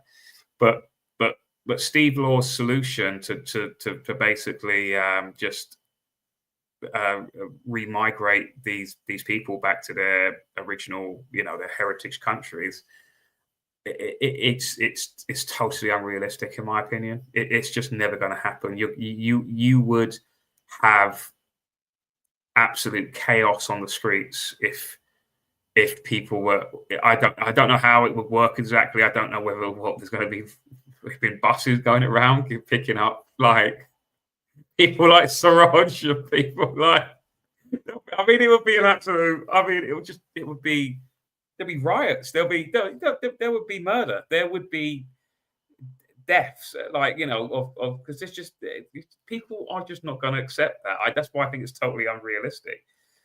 And I don't know whether this is a tactic by Steve Laws to basically push the envelope so far that he's kind of doing like a Trumpian deal, in a sense that, like when you sell a car and you'll say, oh, I'm selling this car for $5,000, but as a seller that it's not worth $5,000 perhaps, but you've already settled in your head that you'll settle for $3,500, let's say, but you'll say $5,000, and then when the potential buyer comes along, you'll barter him down to the price that you wanted to sell it for anyway, $3,500. Do you know what I mean? You just barter it down. I don't know whether this is Steve Laws doing that, where he's just pushing the envelope so far that really he's got something in his head that he's actually okay with, and that's fine for him. And this is his way of not revealing his cards and just pushing that envelope so far that it's just got into the public consciousness of just talking about it. I don't know. But I would look. I get it. I get why he's, and this is something that Phil. Sorry, I'm about to say Phil. He looks a bit like Phil Mitchell, doesn't he? Liam Tufts. But Liam Tufts is, like I said, a Zionist. I think he's a con artist. I think that he's only out for himself. He knows where the money is. The money is to basically be on the counter jihad, civic nationalist sort of bandwagon thing. It's where the money is, unfortunately. You know, following Tommy around, you know, picking up his Tommy's loose change sort of thing, is that's where the money is, unfortunately, because they get big money from the Zionist lobby. We know that people like Tommy and Katie Hopkins, etc. We know that they get loads of money from these Zionists, these billionaires. It's where the money is. Look at Trump, $100 million from Mendelssohn. Look at all of those AIPAC people. They all get money from these Zionist people, mostly Jewish people. So he does have skin in the game in that sense, Liam Tufts. So the problem is that there is an ethnic cleansing going on in this country, in the UK. And we need to address that. And I think a way of getting, perhaps when you're arguing with someone who thinks, you know, a fellow white person who is not, who's basically a regressive individual, is that they will acknowledge that there is an ethnic cleansing going on in Gaza and Palestine. But you need to sort of switch that on them and say, do you not think that there's an ethnic cleansing going on in the United Kingdom? And perhaps switch it around that way, by saying what you can visually see it. Do you know what I mean? Like, you can see what's going on. You see areas that are not that. And Steve, I think, listening to some of the interviews, Steve's perspective is that the reason why he wants to remigrate these people is that it's becoming a bit of a critical mass point now, where it's either you have to choose the people of the country, as in the indigenous people of the country, over people you may know who are like non-white or not exclusively non-white, because he's also saying that people like Poles and like Germans perhaps also need to go as well. But firstly, it needs to be the non-white indigenous people first, and then move your way down to that. I think that's his thing. So let's listen to like Steve. So this is a question. It says Frank Bruno and Ian Wright would be evicted from the UK under Steve Laws's re-migration policy. Full conversation here. Blah blah blah blah blah. So let's listen to what he's had to say here. Bruno and Ian Wright, would you send them packing? Yeah, I would, yeah, personally. But here's the thing with immigration. No one cared about a Frank Bruno or an Ian Wright 20, 30 years ago, because the demographics were still secure. This is going back to the 90s, when we was around, I think it was like 89, 90% of the population. That's our future secure. People aren't looking over their shoulder thinking, oh, we're getting replaced. We've got rape gangs over here. We've got migrants in hotels over here. The whole thing's been exacerbated now. Nobody really cared about the odd minority back in the day, because it wasn't an issue. It's like, oh, look, we've got the friendly black guy. That's how everyone see it. Now we've got a million friendly black guys, and where do you draw the line? Because you can't just say, well, that one's okay because he sort of shares our values. That one's okay because he's Christian, but that one's not because he's not Christian. But they all come from the same place and they all do the same things anyway. Frank Bruno. So that's just a bit of it. There's a lot more tasty kind of topics to it. I saw Liam Tufts tried to basically ask Steve Laws, is he basically a Nazi? Like, how many Jews would he gas or stuff like that? He was asking Steve Laws. But so why I bring that up is because of this, right? So the current Chancellor of the Exchequer, Rachel Reeves, is planning at this current time to remove the 2-child cap benefit. So this means that families with 6 or more children could receive 14 grand extra annually if Rachel Reeves scraps the 2-child benefit cap, costing taxpayers $2.5 billion a year.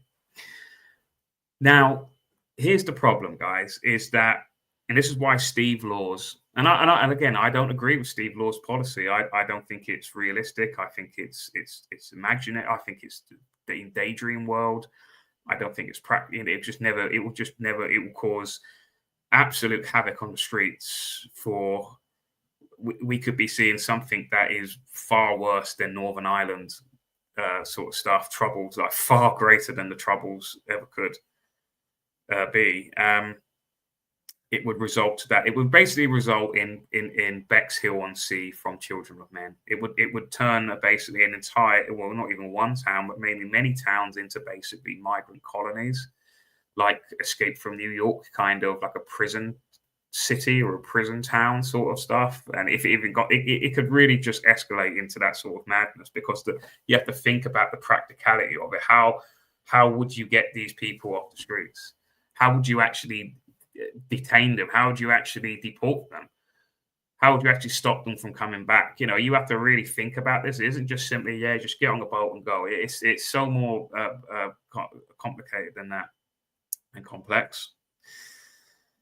But the reason why Steve Laws is having that I was actually shocked by how just point blank honest Steve Laws was. Again, I do recommend people watch this. The Steve Laws, Liam Tough thing. He there was nothing off the table. He spoke about everything, and all questions were asked of him, of Steve Laws, from Liam Tough, definitely from a very Zionistic perspective of Liam Tough, because that's what he is. I think he even has a Jewish producer as well, I've heard, Liam Tufts. So the problem is that white people are not procreating. I'm guilty of that myself.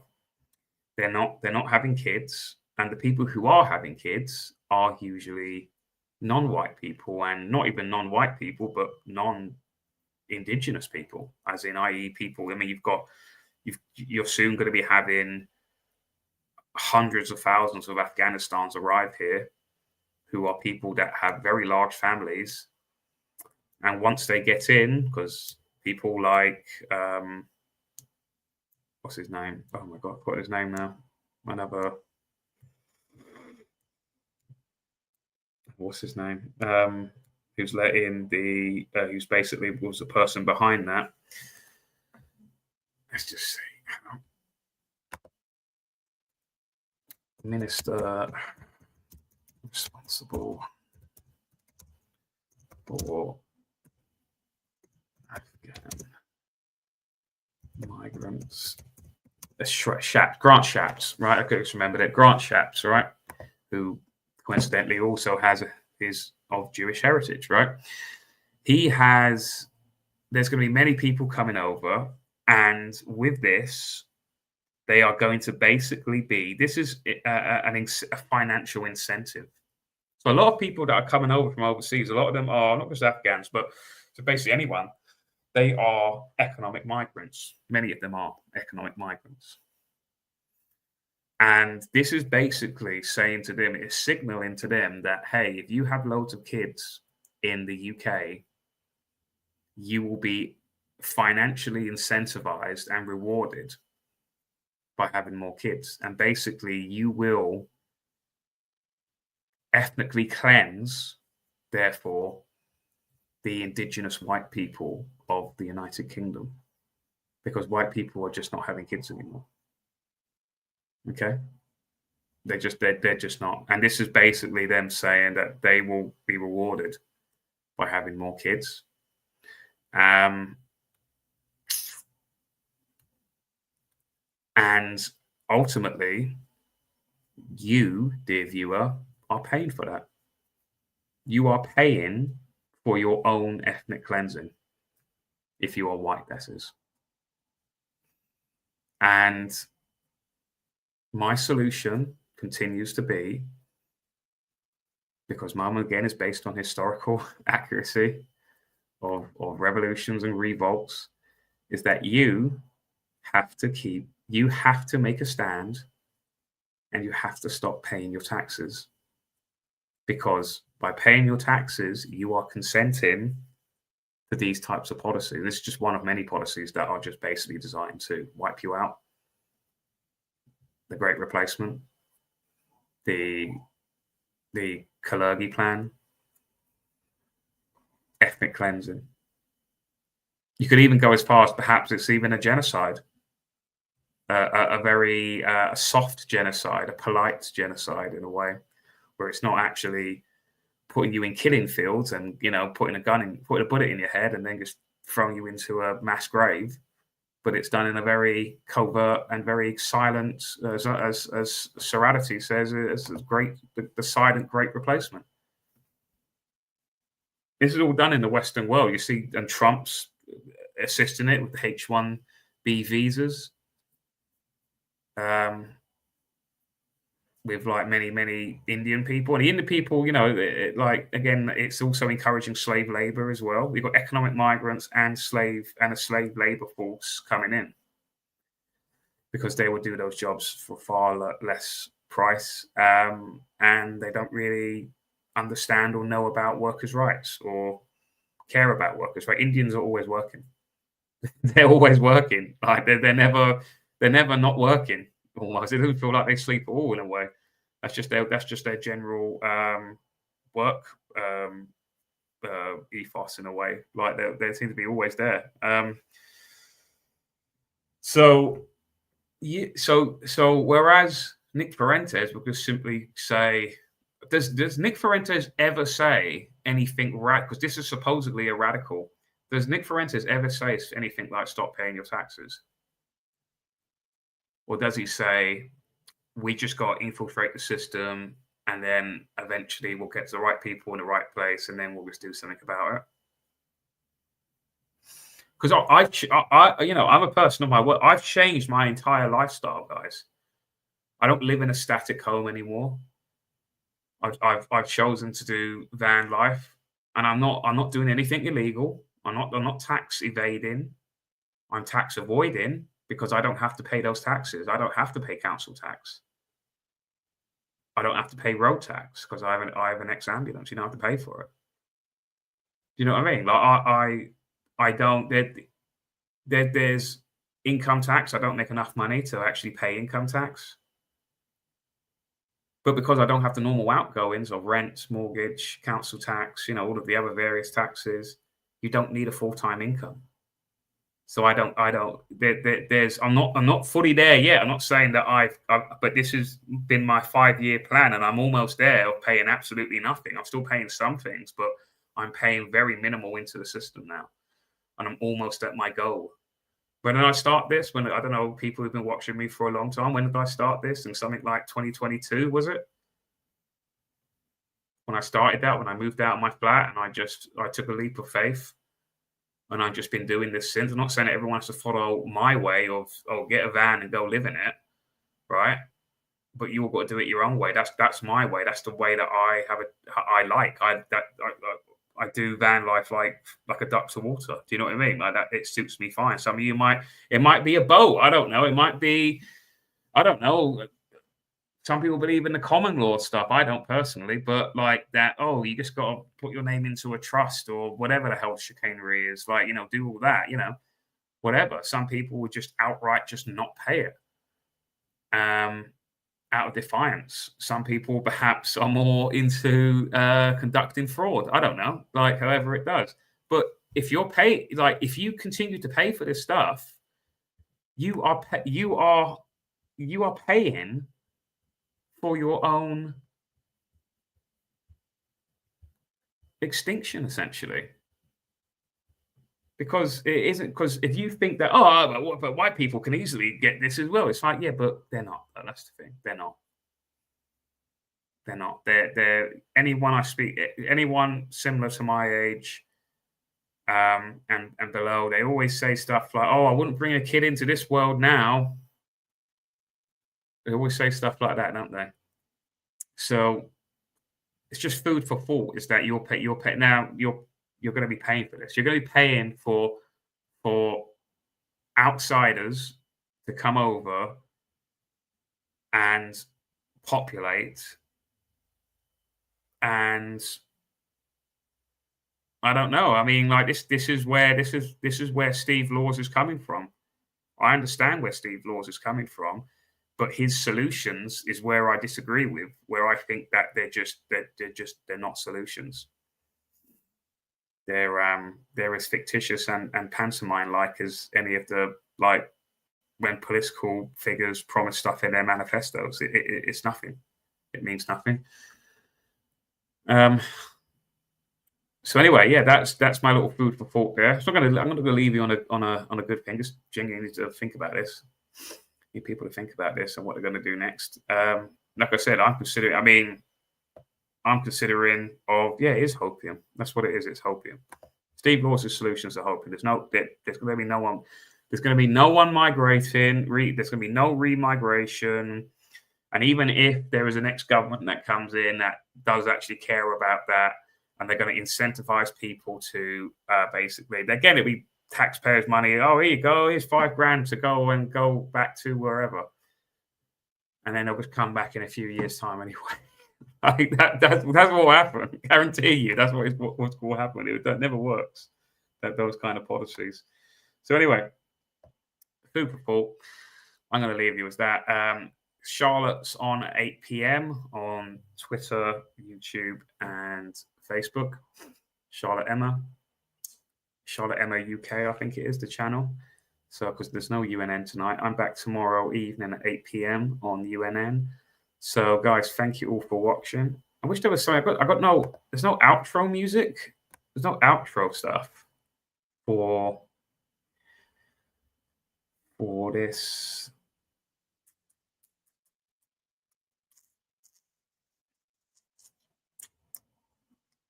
No, there's nothing I can use. So anyway, I'll tell you what I'm going to do. I'm just going to play some of my music. Right, see you later, guys. Take care. I'm back tomorrow, like I said, 8 p.m. Thanks all for watching. We need an ice sports like in America. We actually do have ice here. A lot of people don't know that. We actually do. Enter name here. We do have an ice here. Regarding for immigration. There is an ICE team here, but they're as effective as the Dover, the UK Border Force. They're as effective as that. Again, why would a government agency help? Like, well, think about it. The government are the ones, the state are the ones putting all of this stuff in. Why would a state, why would they therefore do an effective job then, our ICE or our Border Force, if they're the ones actually doing it in the first place? Again, we got to get out of this thinking of we automatically go to, we got to get a government agency to sort it out. We got to get the state to sort it out. We got to get that out. We need to get that out of your mind. No one's going to come and save us. The rabbit holes are endless, and only you can save yourself. That's all you can do, and that's all we can do. Right. Anyway, guys, take care. Thank you. And have a good evening. Take care, guys. I'm gonna have a nice bath now. See you later.